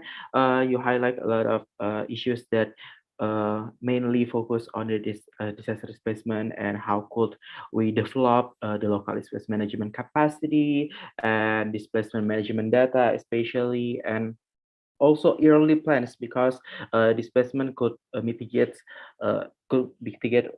before a long time the displacement happen.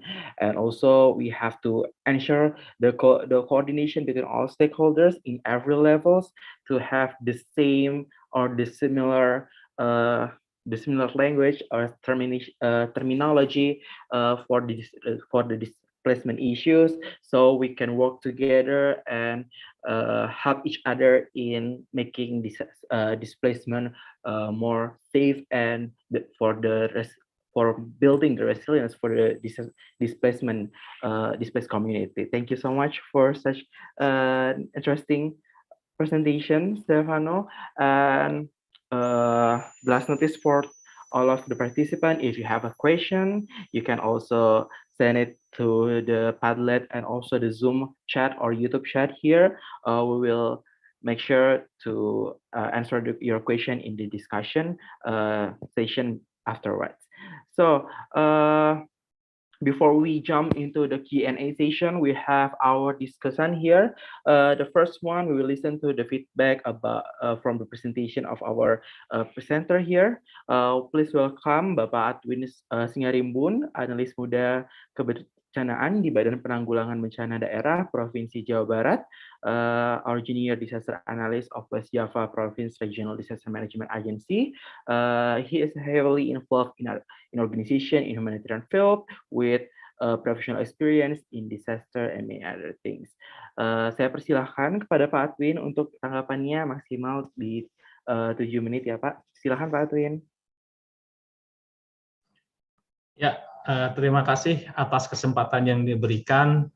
Mohon izin saya menggunakan bahasa Indonesia dalam untuk menanggapi apa yang sudah disampaikan oleh para pemateri seperti itu. Baik, kita ketahui bersama Jawa Barat dengan provinsi yang kalau boleh saya katakan cukup indah gitu. Namun di sana ada 48 juta jiwa yang hidup di dalamnya. Hidup untuk mereka mencari penghidupan juga seperti itu gitu ya, untuk mencari nafkah dan lain-lain sebagainya gitu. Jawa Barat terdiri dari 27 kabupaten kota. Namun demikian di sana ancaman berada di depan mata gitu. Depan mata. Sebut saja ada ancaman bencana geologi di sana, ada gempa, dan ada beberapa gunung api yang aktif di Jawa Barat itu. Dan juga ada ancaman tsunami. Kita ingat tahun 2006 Jawa Barat mengalami kejadian tsunami di selatan Jawa Barat, tepatnya di daerah Pangandaran, Tasikmalaya, seperti itu. Dan juga ada bencana hidrometeorologi yang seringkali ketika musim hujan, seringkali kejadian bencana banjir, tanah longsor, gitu seperti itu. Dan ketika musim kekeringan, seringkali juga adanya daerah-daerah yang mengalami kekeringan pada saat musim kemarau, seperti itu. Nah, ini kejadian hidrometeorologi yang seringkali yang istilahnya itu bencana sering terjadi gitu. Sebut saja bencana longsor yang paling tinggi terjadi di Jawa Barat. Setiap tahunnya kecenderungan kejadian bencana selalu meningkat. Untuk tahun 2022 saja ini ada sekitar 771 kejadian bencana gitu. Sampai semester 1 ini ya, sampai Januari sampai bulan Juni ini sekitar 771 kejadian bencana, dan setidaknya ada sekitar 1.852 jiwa yang mengungsi pada kejadian-kejadian bencana itu tersebut. Namun kita harapkan kita selalu bisa menangani kejadian-kejadian bencana tersebut, terutama untuk para masyarakat terdampak. Sebetulnya kunci sukses dalam penanggulangan bencana itu lebih kepada bagaimana kita penanggulangan secara bersama, karena penanggulangan bencana ini menjadi urusan bersama, dan juga pemerintah kuat dengan kepemimpinan yang kuat di sini. Kita seringkali melihat di sini para kepala daerah yang ada di kabupaten kota ikut turut terjun untuk mengawal, untuk memantau proses-proses penanggulangan bencana gitu di situ. Para bupatinya atau wali kota atau bahkan sampai kepala BPBD ikut turun serta di sini, memantau dan lain-lain. Itu yang akan memudahkan sebetulnya, memudahkan proses-proses koordinasi antar lintas, baik pemerintah pusat maupun pemerintah daerah, provinsi maupun kabupaten kota, termasuk lembaga-lembaga lain. Karena penanggulangan bencana ini menjadi urusan bersama, ini kita harapkan turut serta dari masyarakat, dunia usaha, dan lain-lain sebagainya. Ketika tanggap darurat terjadi, ketika bencana terjadi, itu sering sekali, banyak sekali bantuan-bantuan dari luar berdatangan gitu, seperti itu, dari berbagai komunitas relawan. Kita karena jiwa gotong royong di Indonesia sangat begitu besar, masyarakat begitu tergerak, banyak yang tergerak untuk saling bahu-membahu untuk menanggulangi bencana.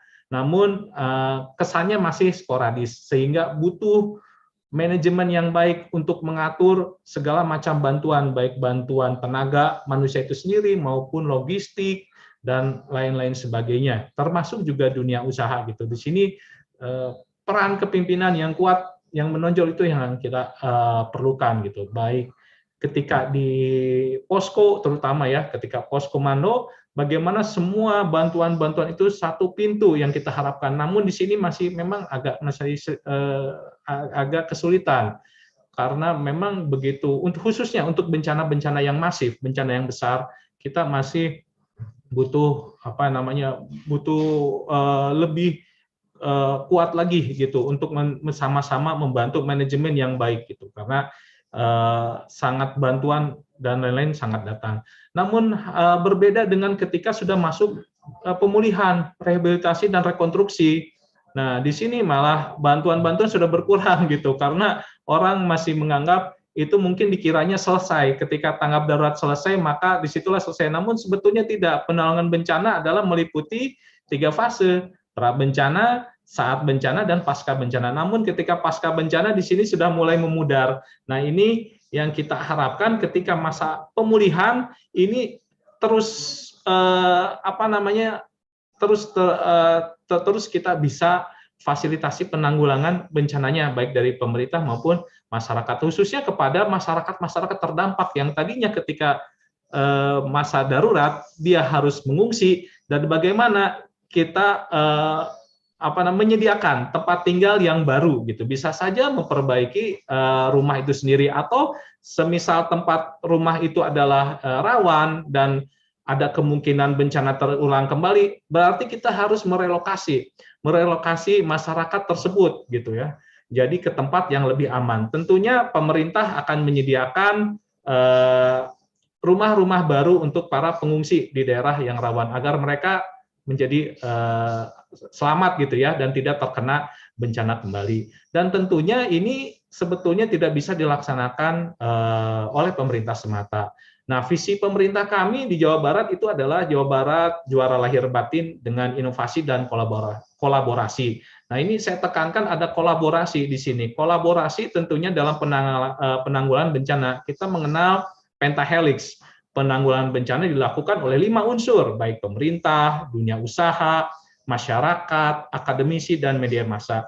Nah, kita harapkan juga ketika para pengungsi untuk mendapatkan hidup yang layak, yang lebih baik, kita harapkan ada keterlibatan 5 unsur tadi, khususnya dunia usaha ya, melalui kegiatan-kegiatan CSR gitu, seperti itu. Karena terus terang saja untuk biaya untuk pemulihan itu jauh lebih besar investasinya. Untuk itu ya juga butuh keran-keran, sumber-sumber dana lain di luar pemerintah gitu. Mungkin APBN sudah mendukung, APBD sudah mendukung, namun bisa saja ini masih dirasa kurang. Untuk itu peran dunia usaha juga dilibatkan dalam pemulihan agar si para pengungsi mendapatkan hidup yang lebih baik. Gitu. Yang kita harapkan seperti itu. Dan juga tantangan kedepannya ini dalam untuk menangani pengungsian memang masih ini ya, menjadi salah satu isu kami, bagaimana si pengungsian tidak menjadi timbulnya satu masalah baru. Biasanya ini pengungsian ditempatkan dalam satu tenda dan lain-lain, itu sebetulnya ada satu kerentanan risiko dan lain-lain, seperti misalkan menjadi timbulnya penyakit lain karena mereka biasanya hidup sudah teratur, dan sedangkan mereka harus mengungsi di tempat yang kurang layak lah istilahnya seperti itu, karena mereka harus tidur di tenda, mungkin di sana udara dingin, makanan juga mungkin tidak seperti biasanya, mungkin timbul masalah baru seperti meningkatnya resiko. Untuk itu kami harapkan juga ini dari Dinas Kesehatan turut membantu dalam penanganan kesehatan gitu, seperti itu. Juga masalah kelompok rentan di sini sering terjadi kami dalam penanggulangan bencana, karena kami menyelamatkan nyawa semua, tapi namun seringkali untuk kelompok-kelompok rentan agak kurang terperhatikan bagaimana akses mereka kepada kelompok rentan, bagaimana mereka mendapatkan akses prioritas terhadap kebutuhan pokoknya, air, makan, dan lain-lain, itu harus kita perhatikan gitu, seperti itu. Dan juga tantangan lainnya adalah bagaimana kita memberdayakan masyarakat terdampak atau pengungsi itu untuk menjadi subjek. Jangan seringkali karena mereka terkena bencana, mereka menjadi objek, mereka yang harus dibantu. Tapi karena keterbatasan sumber daya kami di sana di lapangan, kami harapkan masyarakat terdampak pun juga ikut bantu membahu gitu dalam kami, misalkan untuk dalam menangani bencana. Jangan biarkan masyarakat terpuruk dalam kebencanaan. Kita harus mendorong semangat mereka agar untuk membantu penanggulangan bencana ini gitu ya. seperti itu. Dan ini seringkali kita temukan juga nih tantangan berikutnya, ada kalanya pengungsi-pengungsi itu berasal dari tempat rumah tinggal yang sebetulnya yang ilegal ya, sepertilah kurang lebih seperti itu. Mereka yang tinggal di kawasan sempadan sungai yang memang bukan untuk ditinggali gitu, seperti itu, dan masih banyak lainnya gitu. Namun dari sisi lain dari pemerintah tentu saja kita harus membantu mereka. Tentu saja untuk dari sumber dana pemerintah ya diharuskan kepada korban-korban yang memang memiliki kejelasan mereka secara legalnya tempat tinggal yang benar. Tapi namun yang ilegal itu seperti apa? Nah, yang kita harapkan dana-dana dari dunia usaha bisa mengcover itu, bisa mengcover namanya untuk membangun tempat tinggal bagi masyarakat yang awalnya mereka tinggal di tempat yang ilegal seperti itu, sehingga semua masyarakat pun terbantu gitu. Itu akan menjadi tantangan di lapangan. Terkait data dan data pengungsian dan lain-lain ini memang sangat dinamis nih. Ini sangat dibutuhkan sekali koordinasi di antara segala pihak gitu ya, seperti itu. Termasuk perangkat desa juga harus memang memiliki sumber data yang kuat gitu. Oleh karena itu baiknya data memang harus dipersiapkan sedini mungkin. Artinya ketika pada pra bencana mereka memiliki data-data yang kuat gitu, seperti data-data yang lengkap gitu ya, apa yang sesuai dibutuhkan. Dan juga kita berkoordinasi juga dengan Dinas Kependudukan dan Catatan Sipil terkait data-data khususnya untuk masyarakat lah gitu itu. Dan dinas-dinas teknis lainnya juga yang memiliki kewenangan masalah mengenai data-data yang ada di wilayah tersebut, di wilayah bencana. Mungkin demikian tanggapan dari saya. Terima kasih pada saudara moderator atas kesempatan ini. Terima kasih. Baik, terima kasih banyak Pak Adwin atas beberapa poin yang disampaikan tadi. Sangat banyak sekali poin-poin yang bisa kita highlight dan bisa kita jadikan bahan untuk diskusi nantinya ya. Salah satunya, one of them is actually highlighting about the support of the Pentahelix stakeholder to assist recovery in disaster management process, including the relocation after disaster, and highlighting just like Pak Victor previously mentioned, how could we bring the business and private sector involvement in disaster management, especially after the relocation and also after the response phase. And there's a lot of challenges that we're currently facing in the disaster management issues, especially in the providing shelters, and how could we provide a good and healthy shelter for the displaced community, and also how could we manage to distribute funding related to not necessarily only on the response phase, but also on the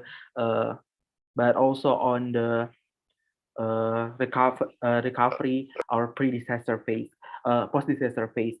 And we also need to make sure that the displaced community is the subject of every initiative, not necessarily just object in every implementation of the initiative in displacement issue. Thank you so much Pak Adwin atas masukan-masukannya. Untuk selanjutnya kita mempunyai satu lagi diskusan yang akan raising terkait dengan beberapa pemahaman ataupun beberapa poin yang dibahas oleh rekan-rekan dari pembicara sebelumnya. Saya persilahkan kepada Mas Mediansa Putra Prawira, beliau merupakan researcher dari Research Development Initiative yang fokusnya banyak di disaster and resilience. Saya persilahkan Mas Medi, apakah sudah hadir bersama kami? Iya, Mas Dana. Oke, saya persilahkan Pak Mas Medi, tanggapannya maksimal 5 menit ya Mas Medi, silahkan. Okay, thank you very much for the session. Actually, it's wonderful presentation from the speaker and also Pak Adwin as a discussion here. I just would like to emphasize the strong message from the speakers today. So basically, we know that this displacement has become one of the main issue in the global platform for disaster risk reduction in 2022 in Bali. So the task itself is for the future is what we need to consider is what is the next agenda for addressing the disaster displacement issue. As the Stefano already stated and Pak Saud already stated too, that the number of the IDPs is increasing each year. As permanently in Indonesia, for example, is 8.26 millions. So I think is important for start in the global framework to guide regional and national policies in the coherent manner, and also give support action, especially in the local level. So localization itself is really important to reduce and to minimize the risks related to the displacement issue.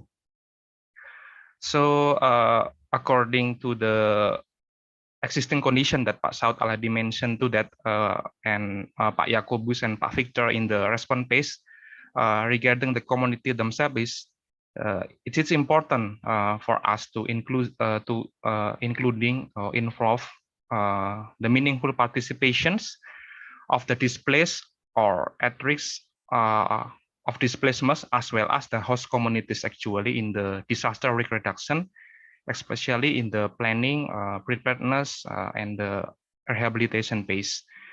We also need to consider about the age, gender, and other diversity consideration. If we are talking Indonesia, it is important to integrate with the master plan of the disaster management, or RIPB, in 2020 to 2044. We know that RIPB is a national guideline for implementation of disaster and becomes of the reference for the central and the local government, as well as stakeholder in the planning and the implementation of disaster management initiative. So it is important to integrate the disaster displacement issue in this framework. Last but not least, we also know that Indonesia have a national medium term of development plan, or RPGMN. So we need to emphasize the issue about disaster displacement issue and this framework too. And talking about this webinar that we are talking about the lesson learned from the Humanitarian Project, I think the roles of the NGO as well as CSO in the Humanitarian Project is very pivotal in enhancing the resiliency of the displaced community. They have advantage in their resources, networks, and society approach to promote the best practice in the disaster reduction. And also we know that they have capabilities to understand, to address the weakness in the governance system. They could fill in the gap in the context of disaster reduction, and they have capabilities to include the local leader in the decision-making process in addressing disaster displacement issue, because we know that as Pak Adwin say that I will continue it, that the displaced or the people most at risk should become a subject of in the disaster reduction. So it is important to emphasize their local capacity to address their risks. And also the roles of NGO and CSO could promote the analysis of the systemic risks and risk-informed development from the perspective of communities most at risk. And also regarding to the pentahelix, I think the NGO and CSO have advanced to lead the collaboration with the other stakeholders, such as the governance, media, academia, and the communities.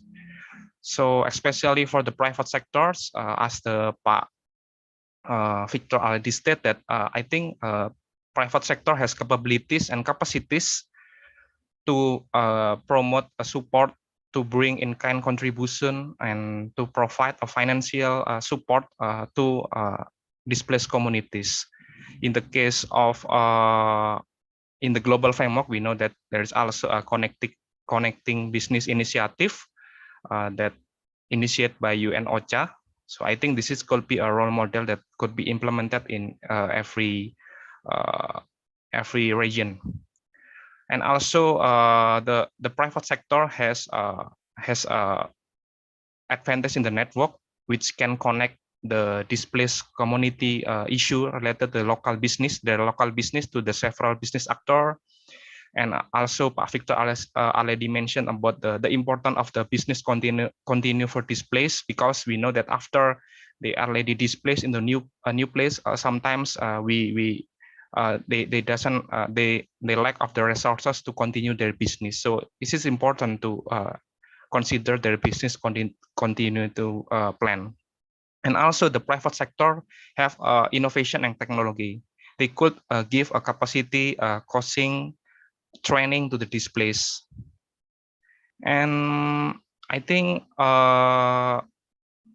in the Garut context, according to Pak Saud, I think we should consider too about the data. Stefano already mentioned that the data is very important, because data collection is really pivotal to become an input for the policies and governance and the local, national, regional, and global level. And related to the data, I think we should consider that the data collected is not only in the disaster place, but we should consider about the before displacement, during disaster, and after displacement. We should know what is their source of main income, what is their origin and destination of daily life, where is their relative and family live. We should consider the data to become input for formulate the policies. So I think closing statement from me itself is I think is handling IDP's cases need some coherence, coordinations, as the Stefano already mentioned, that every stakeholder need clear roles and responsibilities, and also need a shared vision and advocacy point to achieve the goal that in addressing the disaster displacement issue. I think that's all from me. Thank you very much. Over to you, Mas Dana. Okay, thank you so much, Mas Medi, for such interesting point that you brought to our discussion today, such as we need to make sure that every stakeholders have their roles in the disaster displacement issues, especially you mentioned about how could the business sector ensure that the continuity of the local economics in the displacement issues, and also how could NGOs as the one who facilitate the local community can be the leader to ensure that the local community's expressions or insight can be also considered in the displaced community policy and action. Thank you so much, Mas Medi, for the interesting discussion before. And next we have the Q&A sessions. Terima kasih kepada para diskusan dan juga para speaker yang sudah memberikan berbagai insight terkait dengan disaster displacement Indonesia. The next session we have is the Q&A session. We have plenty question here, which Mas Dana, iya, Bapak. Saya bisa share dulu sedikit ya dari BNPB. Boleh Pak, silahkan. Ya, saya bahas saja ya. Saya tadi mendengar isu-isu yang menarik apa yang disampaikan oleh pembicara. Saya sih menekankan mungkin tadi itu ya, 2 poin yang harus kita perhatikan.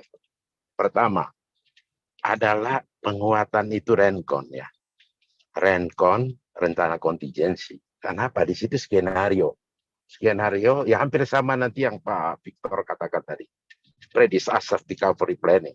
Jadi kita tidak panik. Jadi lesson learn kita bahwa kita selama ini karena kita tidak punya skenario, gitu. Jadi skenario ini terus nanti kita akan sosialisasikan ke masyarakat yang akan calon terdampak. Saya mau tekankan di sini ya, mungkin ya kita harus bedakan benar nanti. Affected community yang saya maksudkan, saya lebih prefer untuk yang extraordinary, dalam arti kejadian luar biasa. Kalau kayak banjir biasa, itu banjir tahunan, itu tidak jadi perhatian.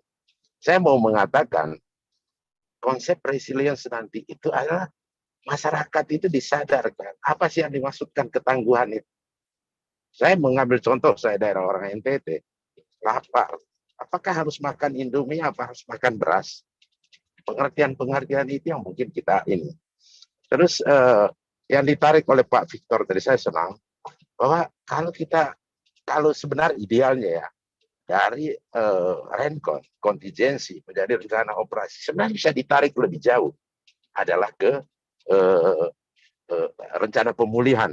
Seperti tadi yang saudara saya dari Bandung, Jawa Barat katakan, pada saat recover itu panggung sepi, begitu.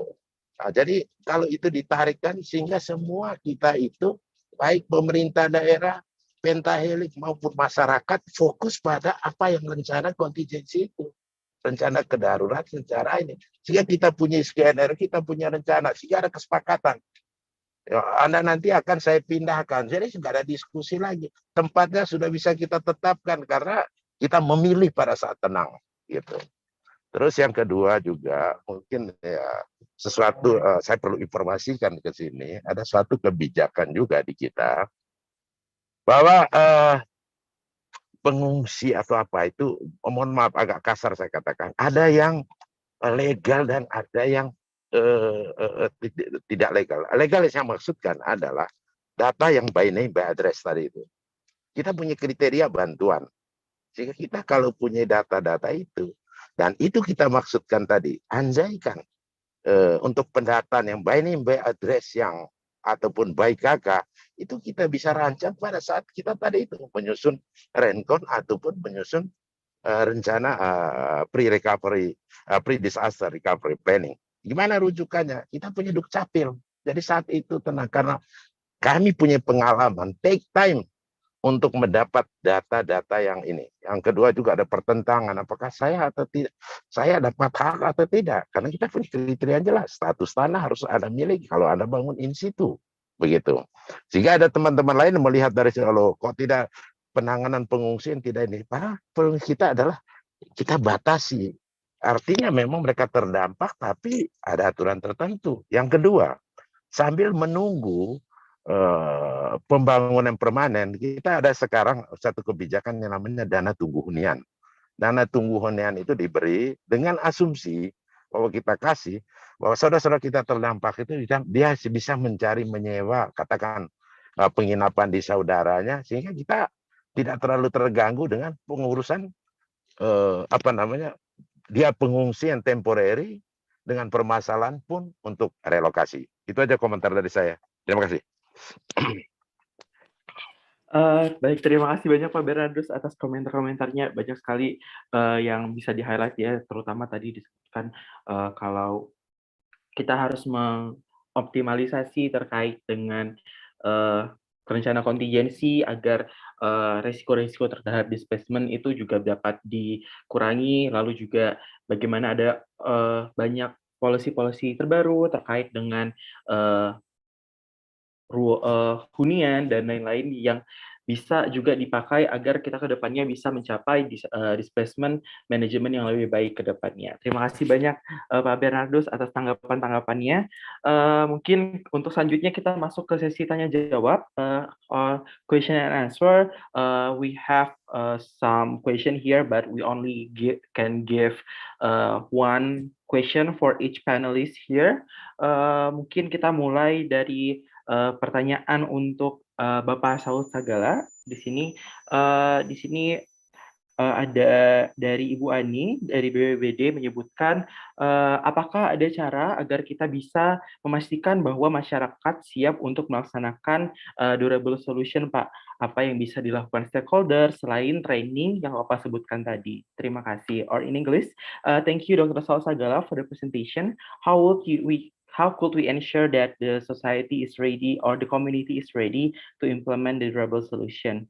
What can other stakeholders besides the training do to enhance their capacity?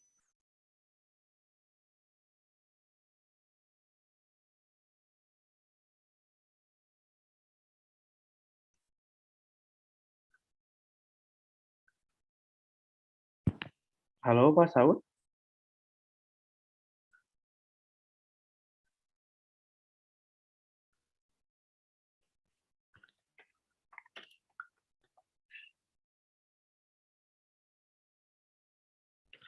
Okay, I think we lost Pasat connection, but we can continue to the next question. For the other panelists, we have for Pak Yakobus. Di sini Pak Yakobus, apakah masih bersama kami? Masih, Mas Dana. Oke, terima kasih Pak Yakobus. We have some question for you. The first question is, saat presentasi Bapak telah menyebutkan terkait dengan contoh penanganan IDP yang disebabkan oleh berbagai hazard ya Pak.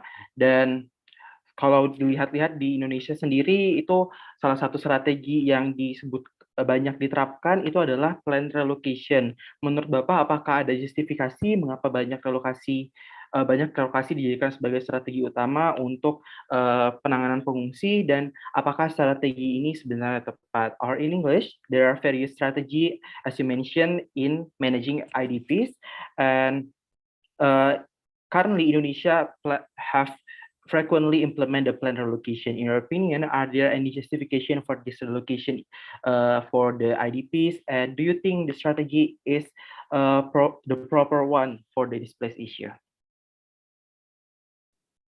Okay, thank you, Mas Dana. Is it okay if I answer in bahasa or? Sure, Pak. Silakan, Pak. Okay. Actually sebenarnya kalau tadi bilang pertanyaannya itu tadi sudah disampaikan juga gitu ya di dalam presentasi bahwa a plan relocation should be carried out only in exceptional circumstances. Jadi memang hanya akan dilakukan bahwa memang nggak ada lagi pilihan karena memang areanya sendiri sudah become too dangerous for human habitation dan ya udah nggak ada pilihan lain gitu. Jadi memang udah nggak layak lagi untuk ditinggali. Cuma memang untuk prosesnya sendiri, strateginya, sama seperti yang sudah disampaikan oleh para narsum yang lain ya, bahwa memang harus sangat hati-hati, harus memastikan bahwa they should be carried out with full respect for human right gitu ya. Jadi memang respect terhadap hak-hak kemanusiaan gitu.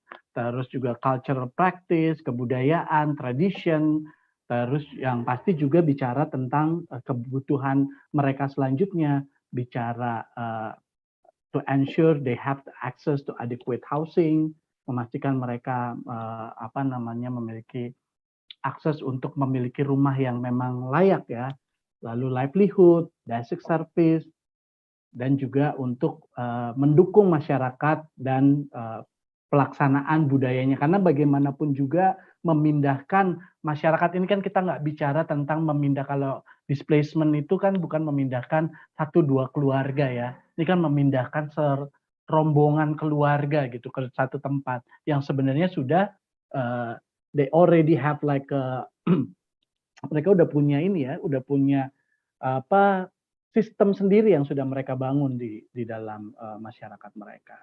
Jadi memang harus sangat berhati-hati, dan itu adalah relokasi adalah merupakan pilihan terakhir kalau memang kondisinya sudah tidak memungkinkan. Mungkin itu jawaban dari saya, Mas Dana. Terima kasih. Oke, terima kasih banyak Pak Yakobus atas jawabannya. Mungkin hal utamanya di sini bahwa resettlement or plan relocation is the last option for the displacement issue, because we need a lot of assessment before we can conduct the for the plan relocation, especially because we don't we move a lot of people here, a lot of culture, community that have value, and if we move them, we also need to make sure that they have a lot of the same value and the same ecosystem as previously inhabited. So yeah, thank you so much, Pak. Thank you so much, Pak Yakobus, for the answer. And di sini sepertinya Pak Saud sudah bisa terhubung dengan kita. And there is a question for Pak Saud.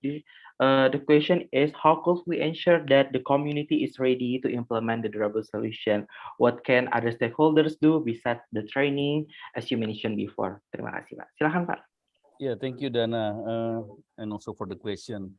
I think what is important is to have the community to have their organization, meaning it can be like local champions, who is involved and what kind of plans they have, and also ideas how to find the resources, and also for different type of alternatives, because it may take time with the process, with the planning. Let me take an example with the cooperatives that we built and we established together with the community in Garut. Of course, making a cooperative can be very quick, but the idea is how to make sure that there is the membership, there is the organizer, there's also the activity. And to identify the activity, we need to connect with the existing resources and kind of economic or production that the community have. And then in terms of support from RDI to make sure that the process can be more smooth. For example, we also involve a facilitator or local facilitator such as community organizer coming from Garut. So the organizer knows, and it's kind of quick for communication and also support when there is a challenge faced by the communities.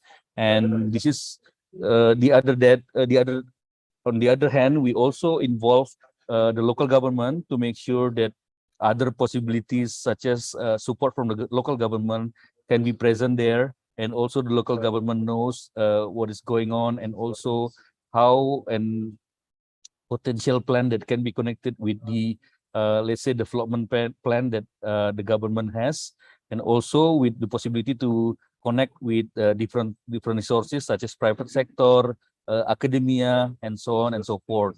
And we don't limit that only within the city itself, but also can connect with the capital city of West Java, and also even at the national level. So in a nutshell, I would like to say that the community has to have their own people that taking care of the plan, and also have a good network with the local government as well as the other stakeholders that can support them. And our role is try to facilitate that, and at the end of the day, of course, the community themselves would be more active in terms of the implementation. I think that's from me. Thank you, Dana.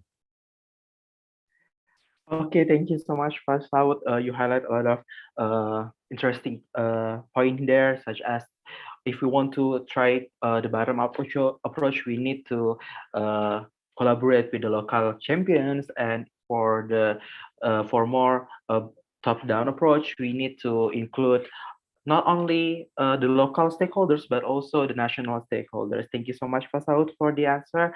And we can move to the next question. This question is for Pak Victor. Pak Victor, are you still here with us? Yes, sure, of course. Thank you, Pak. So there's a question from Jason from ITV.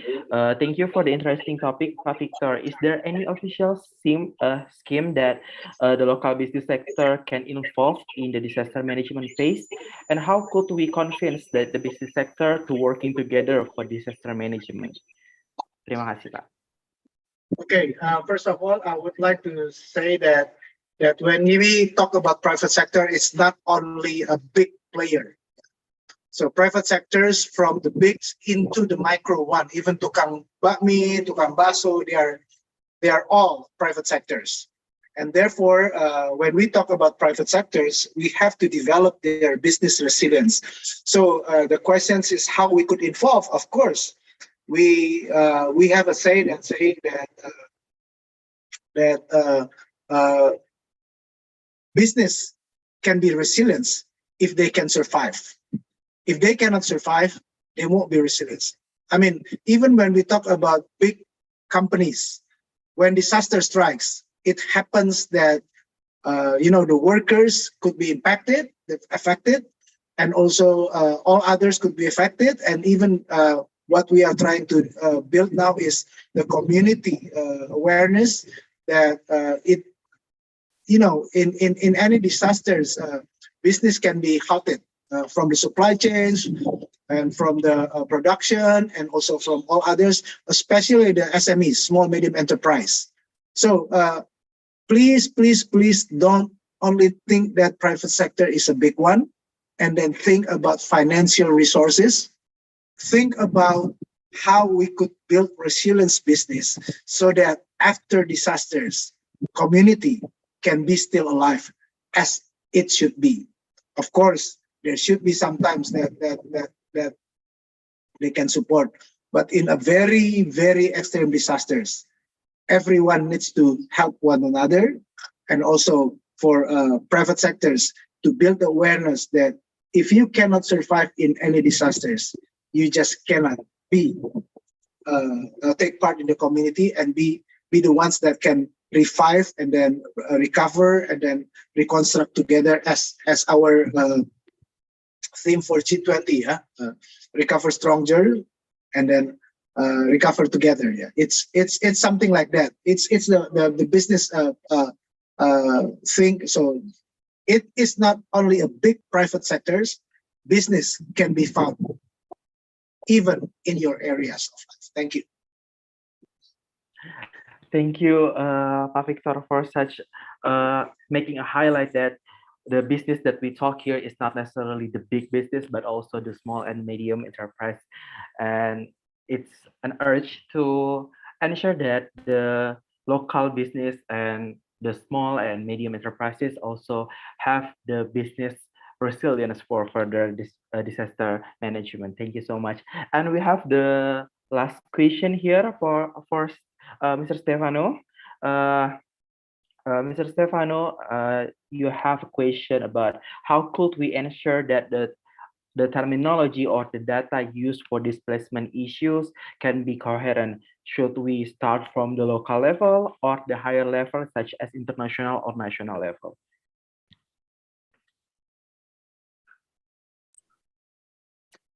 Yes, thank you for that question.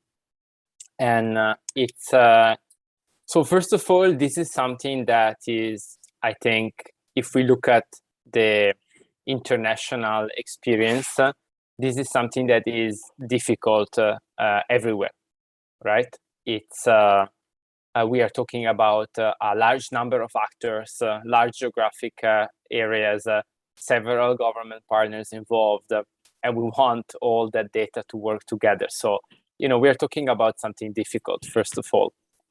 And there are some steps, though, that we can take to make it better. And I think first would be within the different sectors. So we are looking at displacement management, we're looking at protection, we're looking at maybe shelter. Within those sectors, we could identify what are some of the key indicators. What are the figures that all of us working in these sectors are collecting? And maybe we call them in a different way, or we collect them in a slightly different way. So developing some standards, standard indicators for each sector, that would probably be a start.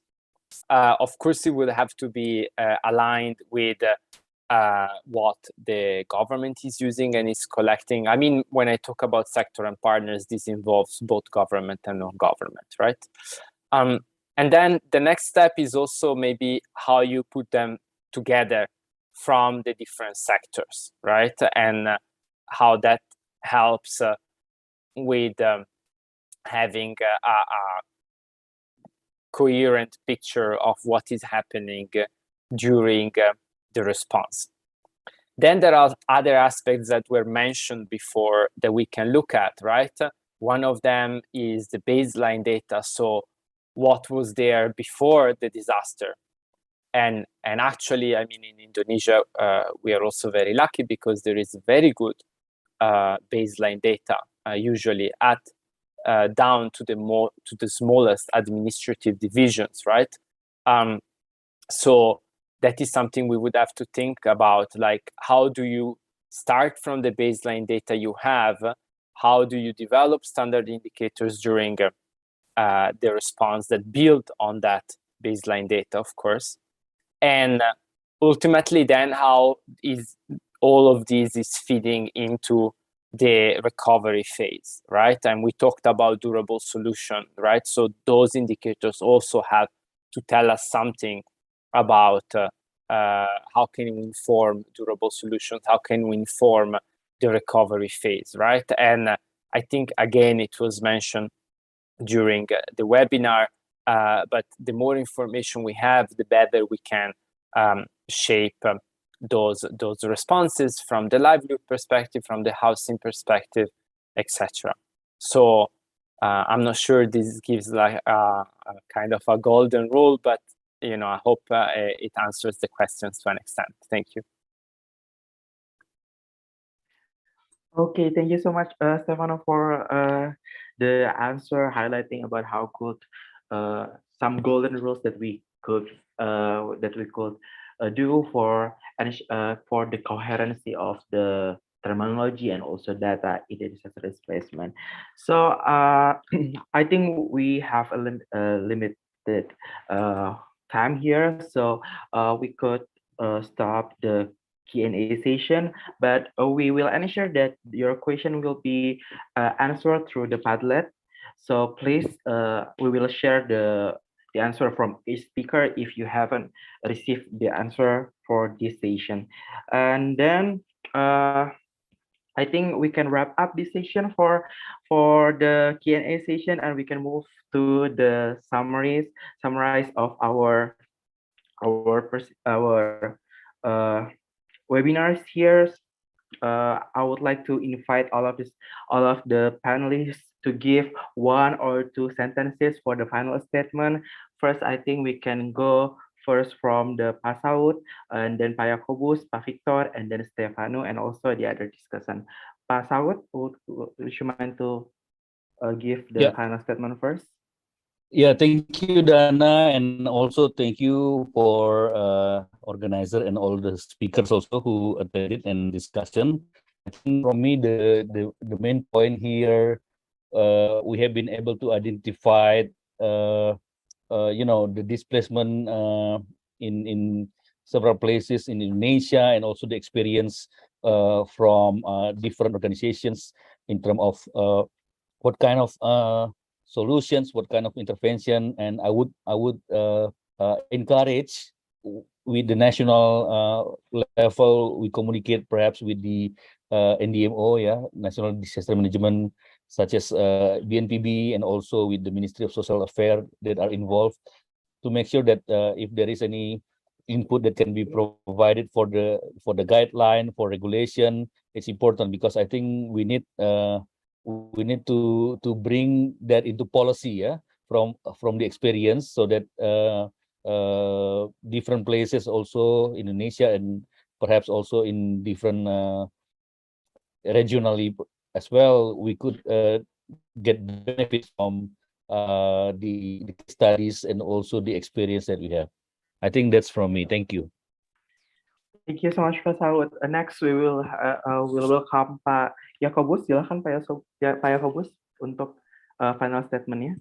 Okay, thank you, Mas Danda. I think during this session, yes, a lot of people mentioning about finding durable solution, for this making displacement safer. So I think this is the thing that could be carried forward, and then to ensure how we can make ensure that this process of the making displacement safer is really happening, because as we aware that it is not only about the disaster, but also now is climate change situation is already not near, but we already in the midst of this climate change situation, while the area, most of the area maybe before is quite safer for the people to live there, but now the situation is changing, and then yes, we need to thinking a lot, because for example, for the disaster itself, if it is a disaster happen, like million people,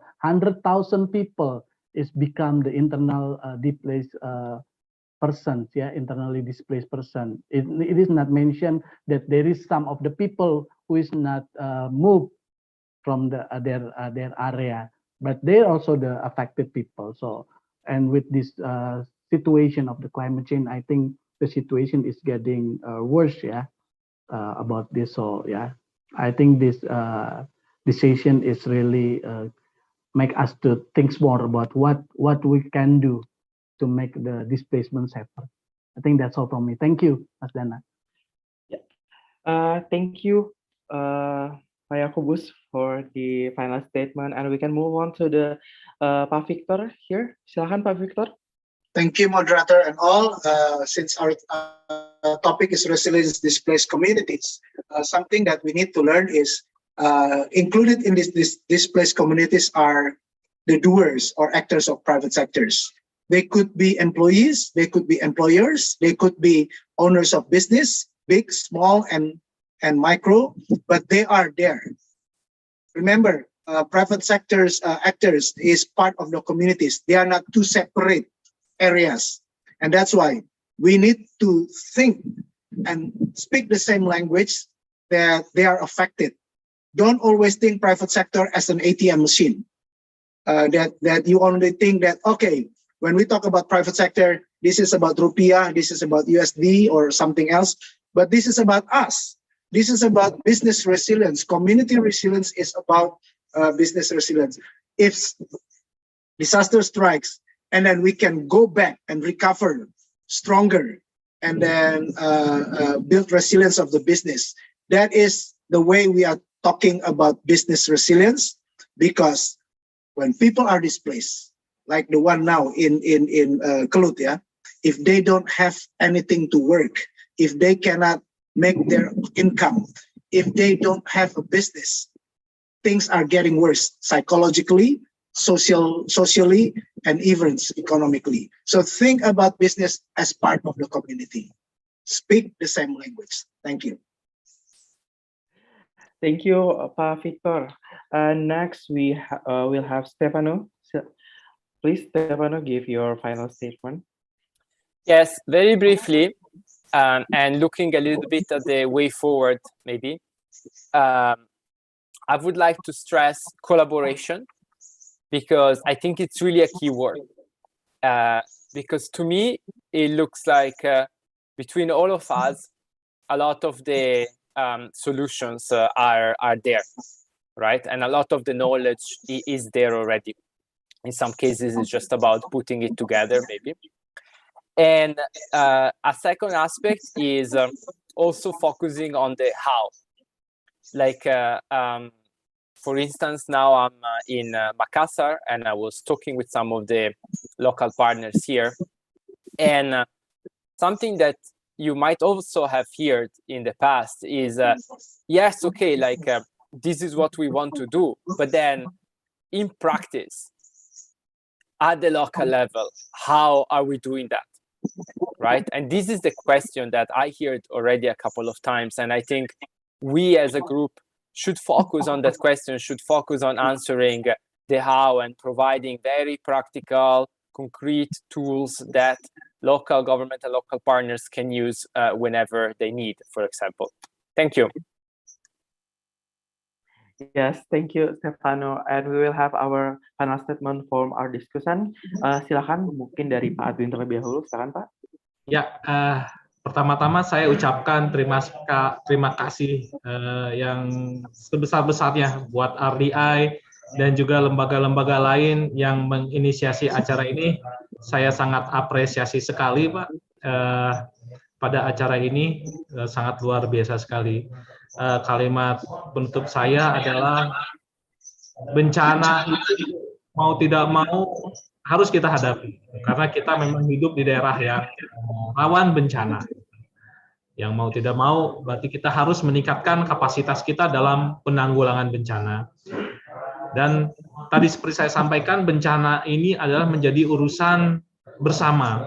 Untuk itu, kolaborasi adalah salah satu kuncinya. Bagaimana pemerintah, dunia usaha, komunitas atau relawan, perguruan tinggi atau akademisi, serta media massa bersama-sama mengambil peranan penting dalam penanggulangan bencana, baik saat pada pra bencana, saat bencana atau tanggap darurat, serta pasca bencana dengan porsi yang sama-sama besarnya gitu. Karena ketiga fase itu sama-sama penting yang harus kita jalankan. Seperti itu. Terima kasih Pak Dana atas kesempatannya.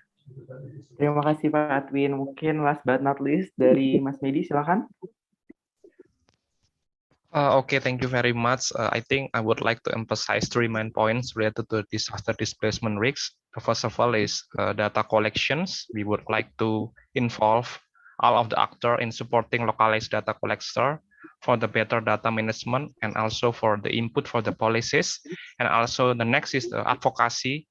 I would like to emphasize meaningful participation between stakeholders, especially local stakeholders, to the national, regional stakeholder to take part in addressing disaster displacement. And the last is it is important to mainstreaming finding durable solution to enhance localized solution based on displaced needs and capacities. I think we need to involve those at risk in designing, developing, and testing the social innovative solution. I think that's all. Thank you very much. Thank you, Mas Medi, and thank you for all the panelists and also our discussion today for such interesting insight and a lot of lessons that we can learn for the next step. And I would say that this webinar is the first stepping stone that we could manage to collab together and have a discussion related to disaster displacement and how could we work with many different stakeholders and from the different sectors to make the displacement safer. So I think that's all from us. And with this, for the last time, I would like to thank the 5 panelists, the 2 discussants, and our opening speaker today.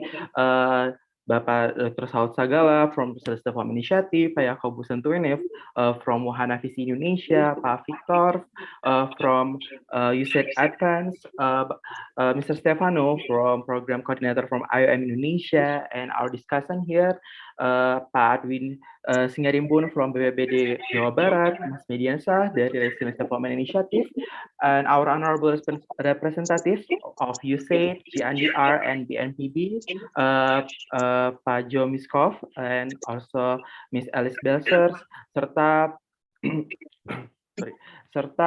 Pak Ali Bernardus dari BNPB yang sudah mengikuti yang awal dari tadi. We would like to thank you a lot for your insight and lesson learned. And saya juga ingin menginformasikan untuk rekan-rekan sekalian, silakan follow sosial media kami sebagaimana tertera di slide di slide dan untuk mengetahui update dari penelitian kami selanjutnya. Dan saya juga ingin I would like to also inform all of you to follow our social media and website to know what kind of new event and new research that we will hold in the next occasion. And as well as to the participant, I would like to say thank you for joining us in this webinar. I hope this will give you a lot of lesson to learn for a better displacement management. Mewakili RDI, pemateri, diskusan, dan panitia acara ini, saya mengucapkan terima kasih banyak telah bergabung dengan kami pada hari ini. Kami berharap apa yang telah kita pelajari dan dapatkan hari ini mendukung upaya untuk mewujudkan manajemen pengungsi dan yang lebih baik ke masa depan. And on behalf of RDI, our panelists, our discussant, and all of the event committee, I would like to thank all of you very much for joining this event. We hope that we have learned a lot of things here and we can gain a lot of insight to support future efforts to a better implementation of displacement management with multi-stakeholder involvement. Selamat sore dan sampai jumpa di lain kesempatan. Good afternoon and see you again next time. Terima kasih banyak Bapak Ibu sekalian, rekan-rekan. Thank you. Terima kasih. Thank you. See you. Thank you. Ini ada Pak Yus Rizal juga, Direktur Pengungsian dari tadi ikut. Halo Pak Rizal, terima kasih. BNPB. Terima kasih. Terima kasih sudah hadir Pak Rizal. Ya, Pak Yus, Pak Bernard. Terima kasih Pak Yus. Terima kasih semuanya. Terima kasih semuanya. Terima kasih, Pak Tito dan lain-lain. Ya, Pak Yus Rizal nih yang